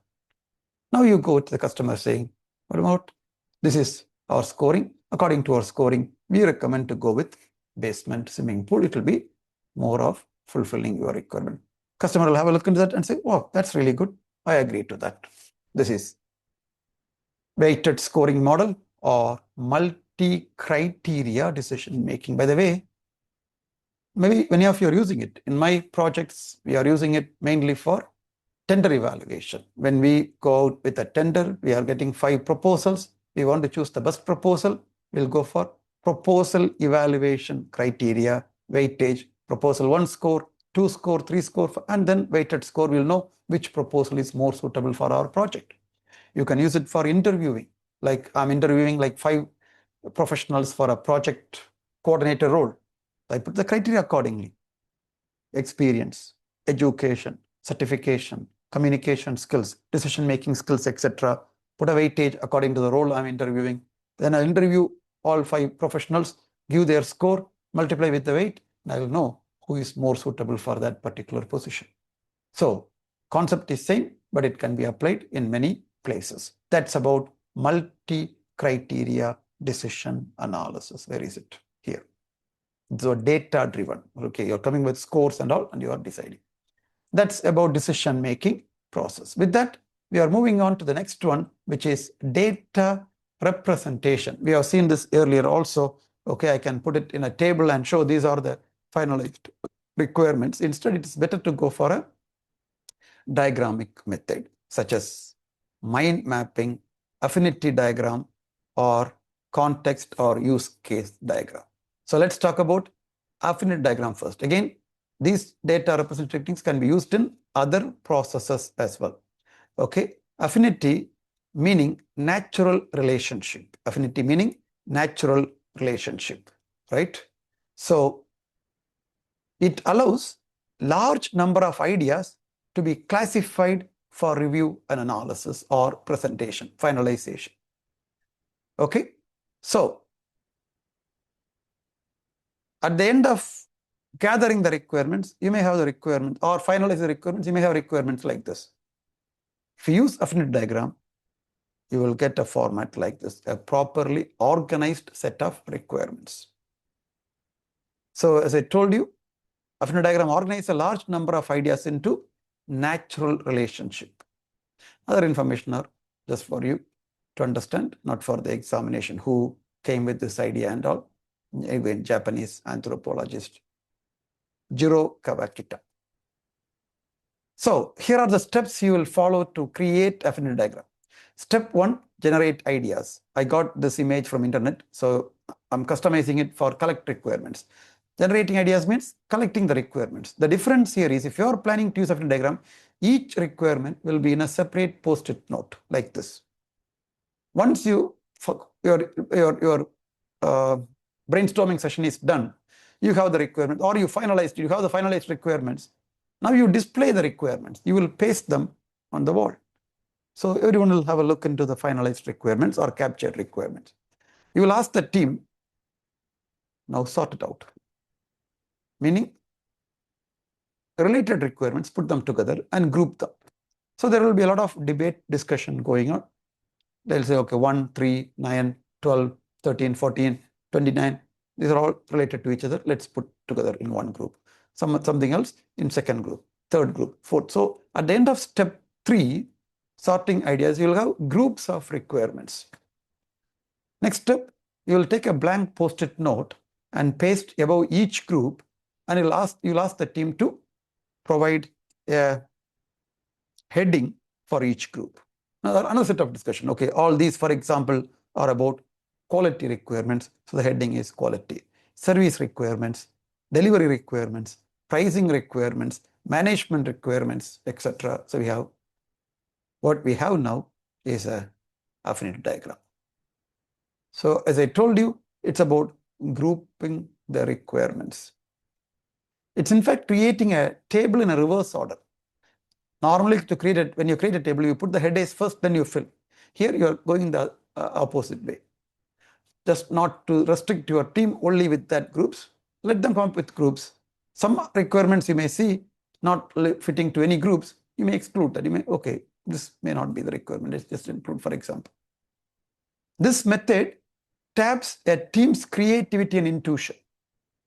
Many organizations use this as a team building exercise. Why? During step 3, sorting, and step 4, creating header cards, there will be a lot of discussion going on, debate and discussion going on with the team members that will create rapport between the team members. So you can use this as a team building exercise. One of the topics you can take, brainstorm, bring the ideas, then ask the team to put it as a affinity group. It will be really good. Next is about mind map.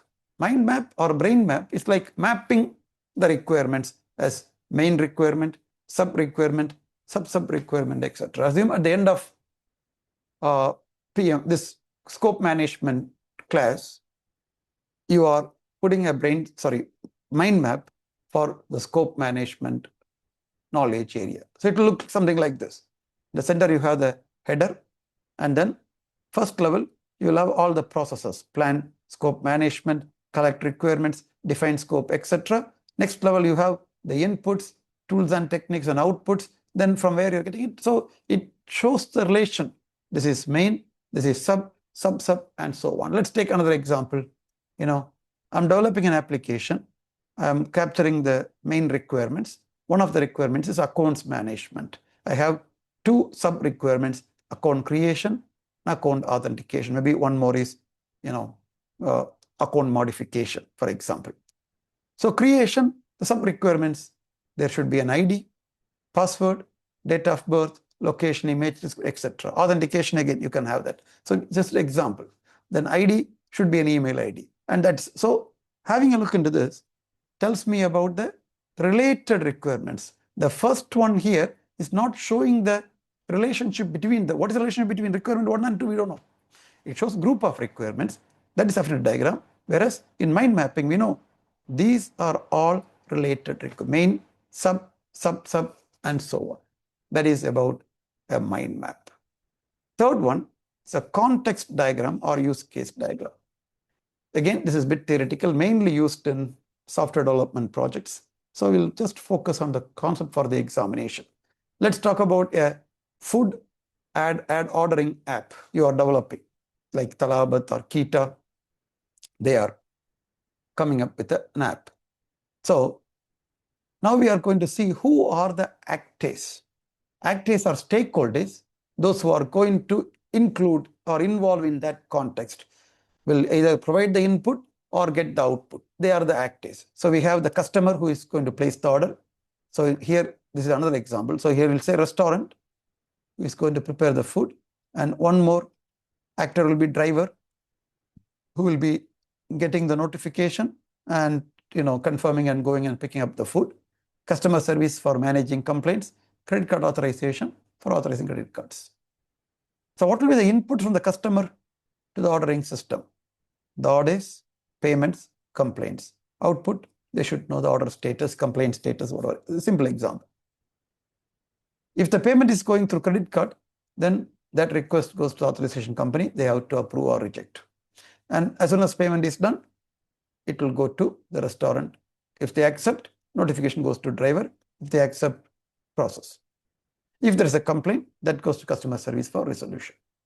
So by creating a context diagram, something like this, who are all the stakeholders, what is their interface with the system we are developing. And from there, we can capture the, okay, when it comes to payments, what kind of details we should have in that particular system. Complaints, what kind of system we should have. Order status, what information we have to provide back to them, etc. So you capture the requirements without missing any of the major requirements. If you don't create this, maybe sometimes you will miss the driveways requirement or customer service complaint resolution requirement. Later you will realize, oh, there is no development, no features for a customer to raise their complaint. Now we need to add it. That's reactive. This is proactive. Okay, that's about the diagramming techniques. So where we are towards the end of requirements gathering. So we tools and techniques. So we discussed about expert judgment, interpersonal team skills, brainstorming, data analysis, decision-making techniques, data representation. Now we are going to discuss about prototyping, and one of the examples of prototyping is storyboarding. Okay, let's start with prototype. There are a few points you should know for the examination regarding prototype. Prototype is actually a kind of a working model or a mock-up you are creating as a preliminary product to show to the customer and to see whether that is fulfilling their requirements or not, especially for major developments like shopping mall where they're investing millions of dollars. So they capture the requirements, go and design, develop, construct, then, oh, this is not meeting. Instead, they create a prototype based on the initial requirements, and they are showing the prototype. It's a miniature mock-up working model. And they go and see, oh, this is fine. Maybe this area you have to modify, this area, modify this lighting, not good, etc. They provide the feedback based on the prototype, and now you have the complete requirements.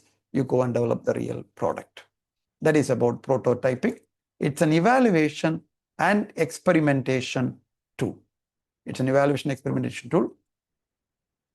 The key point for the exam is here. It enables early feedback for further development and develop a detailed list of project requirements. In the exam, anyway, they are saying you have to get early feedback from your customer to know the product service we're going to develop is going to fulfill their requirements or not. You will develop a prototype. Okay, storyboarding is a type of prototype that these visuals or uses visuals or images to illustrate a process or represent a project outcome. Storyboarding is mainly used in software or apps development So what is prototype? A method of obtaining early feedback on user requirements by building a working model. That is a keyword. Early feedback by building a working model of the expected product. Prototypes can be used to solicit aesthetics, functionalities, etc. Several iterations will be displayed, meaning you get the feedback, update the prototype, show them again, modify again, and they say, oh, this is what I want, go and develop the real product. Whereas storyboarding, this is also a prototype method uses visuals or images to illustrate a process or represent a project outcome. Storyboards are useful to illustrate how a product, service, or application will function or operate when it complete. One of the differences between storyboard and prototypes are functional, right? They are working model. So storyboards are non-functional actually. They just shows how it looks like. So some of the terminologies we are going to see here, even in fact, especially in Agile, that comes from movie industry. Storyboards are mainly in the past used in movie industry when they were using films to shoot a movie. Film is a costly material. So they cannot just go like today, it's digital. You shoot, you don't like the erase, do again. No, film, you have to plan properly. So what they do is they put all the sequences as a storyboard, right? What is the first step you're going to do? Second step you're going to do? They evaluate that, and it's just a storyboard, and then they go and shoot in that order so they don't waste film that much.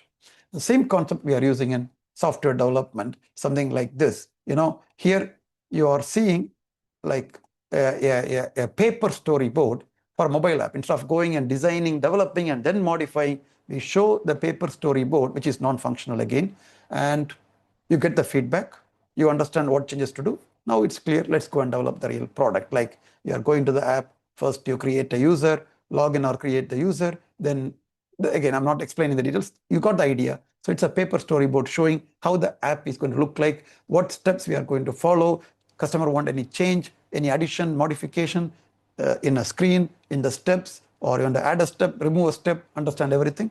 Then you go and do the real development. That is about storyboarding. That's all about the tools and techniques you have to know for the examination about collect requirements process. Now, what about the outputs? We have two outputs. One is requirements documentation, another one is requirements traceability matrix. Requirements documentation is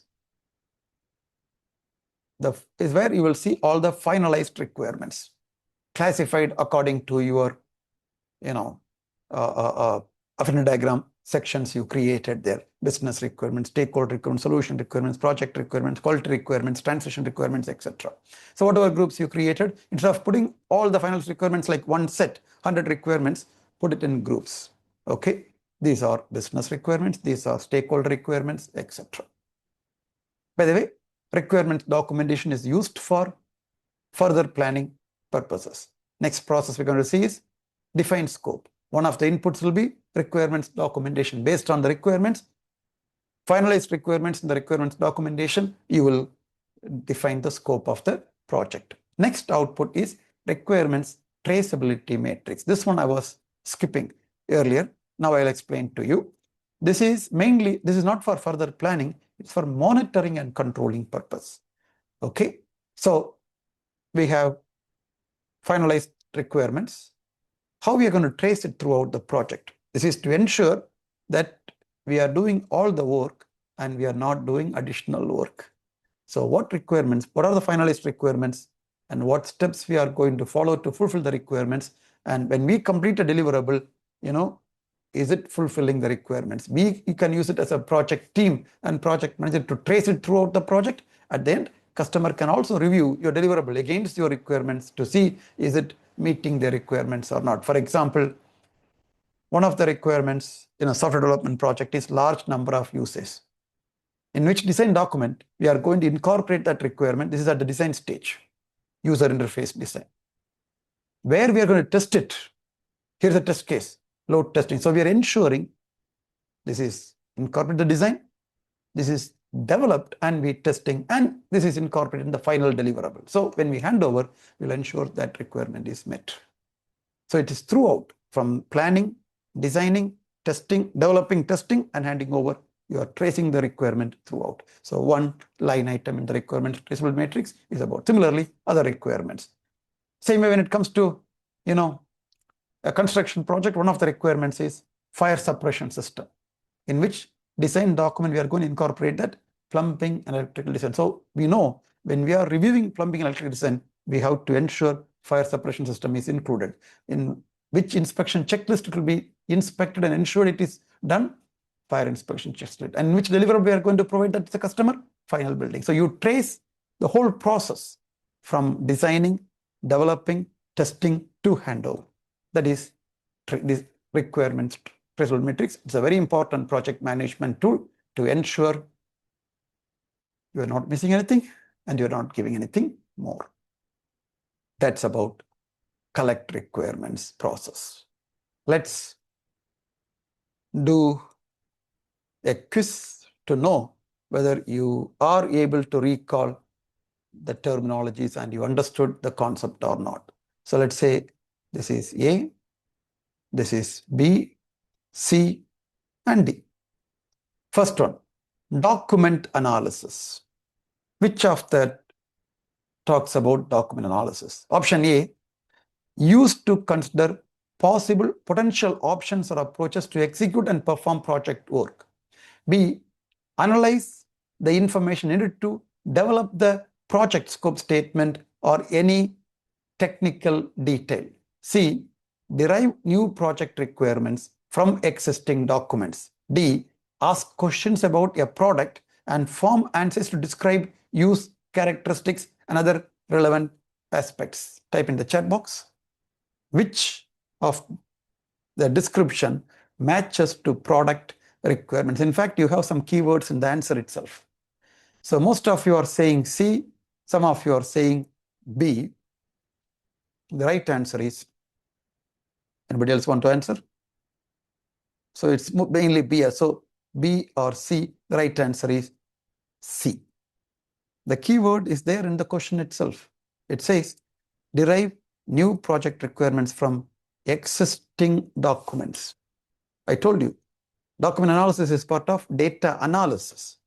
We already captured the document. Anything we are missing, we refer to existing documents, right? Such as the strategy of the organization, such as the values or marketing literature. That is document analysis. Good. Anyway, why do you think B is also an analyze the information to develop the scope statement? That is too common, No, not right. Alternative analysis. Now it will be A, B, or D. A, used to consider possible potential options or approaches to execute and perform project work. Analyze the information needed to develop the scope statement or requirements.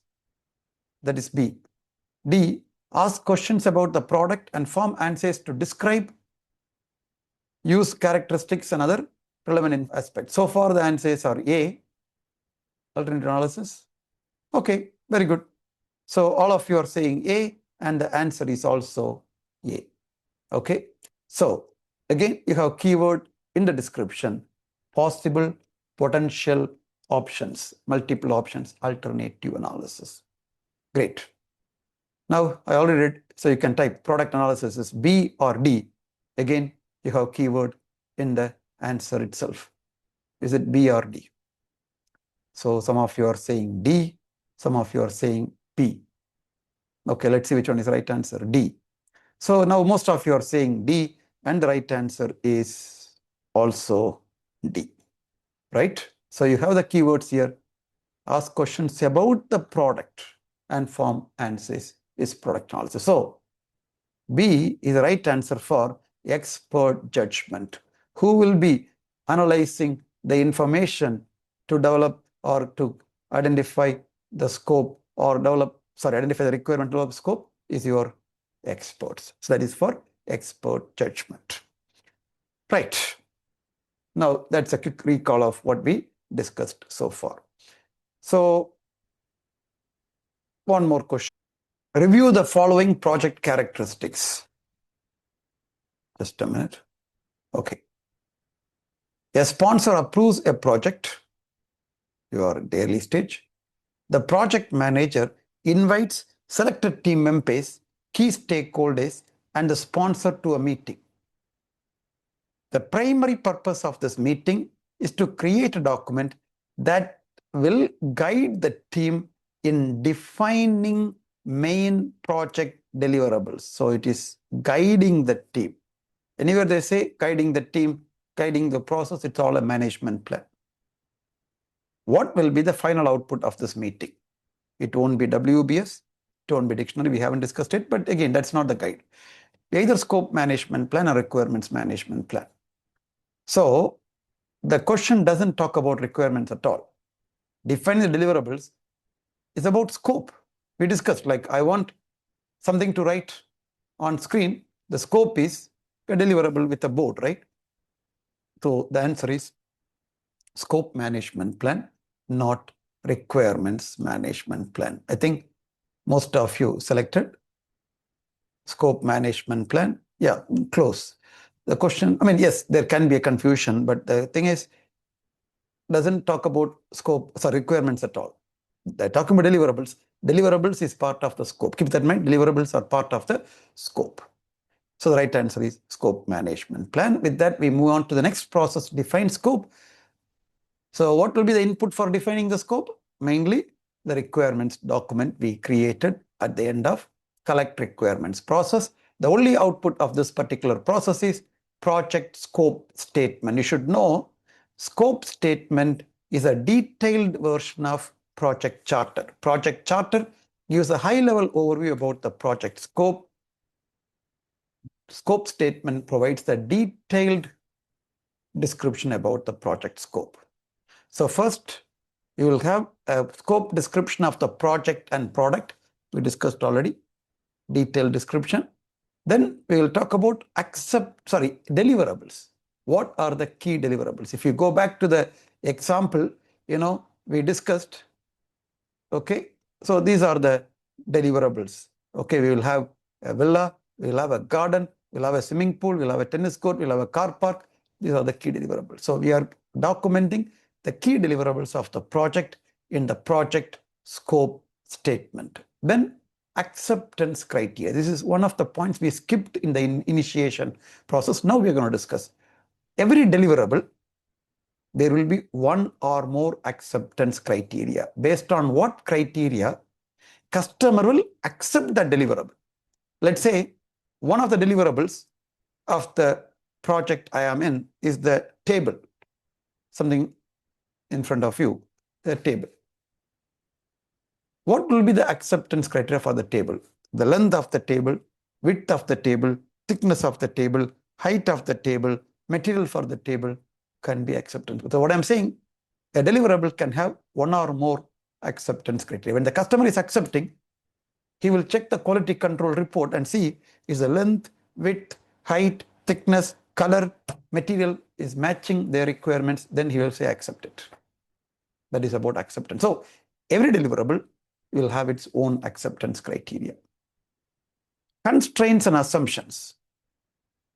Are you seeing any constraints and assumptions in the delivery of that particular project?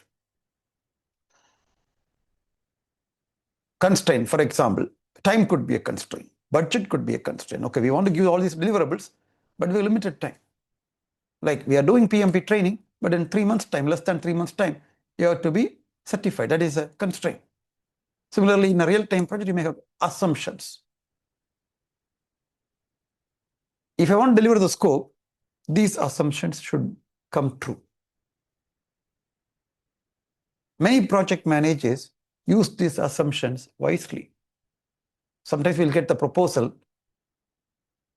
Proposal will be 5 pages, simple project. Assumptions will be another 3 pages. Based on these assumptions, we have prepared this proposal. The rate of the material is like this. Number of hours we work in a day is like this. Based on the duration is coming. So based on what assumptions you are coming up with this particular scope statement. We assume there will be a cash flow as per the budget requirement. That is not for scope statement in general. That means if there is a delay in the project or a change in the project, some problems, you can always refer to assumptions and see which assumption went wrong. So we are in this particular situation. And finally, any out of scope items needed for clarification. So out of scope items, meaning what you will, when you're defining the scope, you have to define what you will include and what you will not include. So far, what we discussed are what we will include in our project, whereas out of scope is what we will not include in the project. So you can say always in scope, and out of scope is also known as boundaries for the project. This is another terminology we skipped earlier in project charter. We discussed about, I mentioned boundaries, but I skipped. We are going to discuss about the boundaries here. Boundaries are out of scope. It's basically, I own a piece of land. I create a boundary and say what is inside is my land, outside is not my land. Same thing here. We are creating a boundary and saying what is in is our project, outside is not my project. Let's go back to the construction of villa example. So we say in scope, we will provide the villa, we will provide the swimming pool, we'll tennis court, and we'll provide whatever it is. Okay, in scope. Out of scope, 1, we will not provide the furnitures for the building. 2, no security systems. That is not in our scope. 3, maybe an access road need to be built from the main road to this plot. My scope is only the construction of the building, not the access road. Whatever, you put these things. Again, you're not going to document and keep it with you. Needed for clarification. You will share with your customer and you will check with them, are we in agreement? So this is at the beginning of the project. You haven't developed the schedule yet, budget yet, just you are putting the scope together. The customer will have a look and say, we agree, all fine. Or they may say, oh, by the way, access road, I don't want to go to another contractor. and prepare another scope, for access road. Put it in your scope.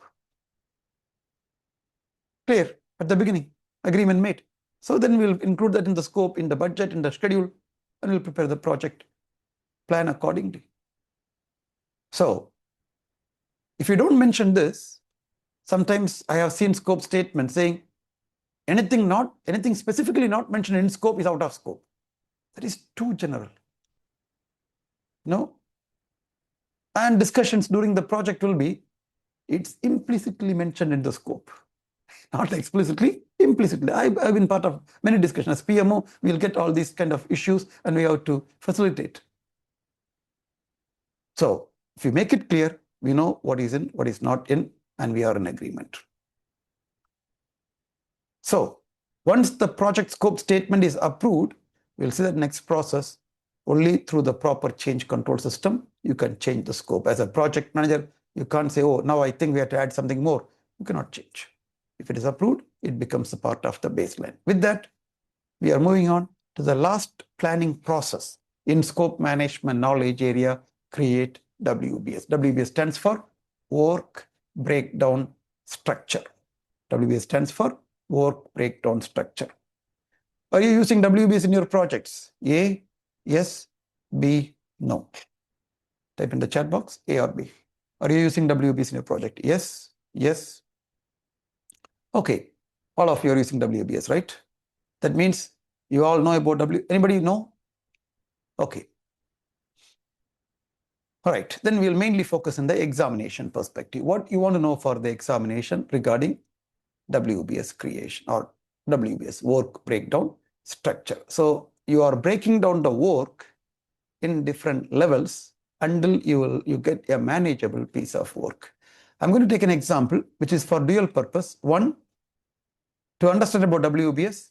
Another one, to know what to do for the PMP examination. So the subject or the topic we are going to use here is PMP exam, PMP certification, right? So level 1, we have the PMP exam. We are going to use the PMP exam as a base. Level 2, we are going to have before the exam, what we have to do to, while taking the examination, what we have to do, and after the exam, what you have to do. Before the exam, I'm going to have 3 parts. 1, training. 2, application. 3, preparation. Right? While the exam also, I can split into 3 or 4 areas, A, B, C, D. After the exam also, I can split into a few areas like E, F, G, for example, whatever.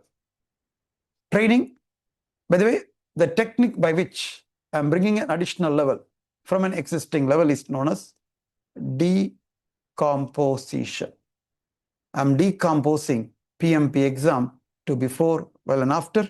I'm decomposing before into training, application preparation, and so on. Right?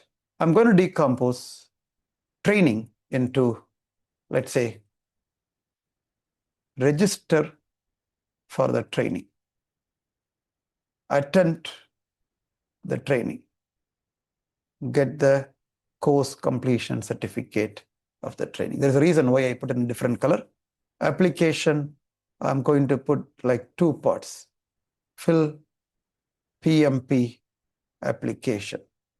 Then fill exam booking application. And it's not an application, but I'll put it for as application.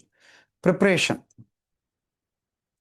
So I will put it as 3 parts, 2 or 3 parts. 1, review.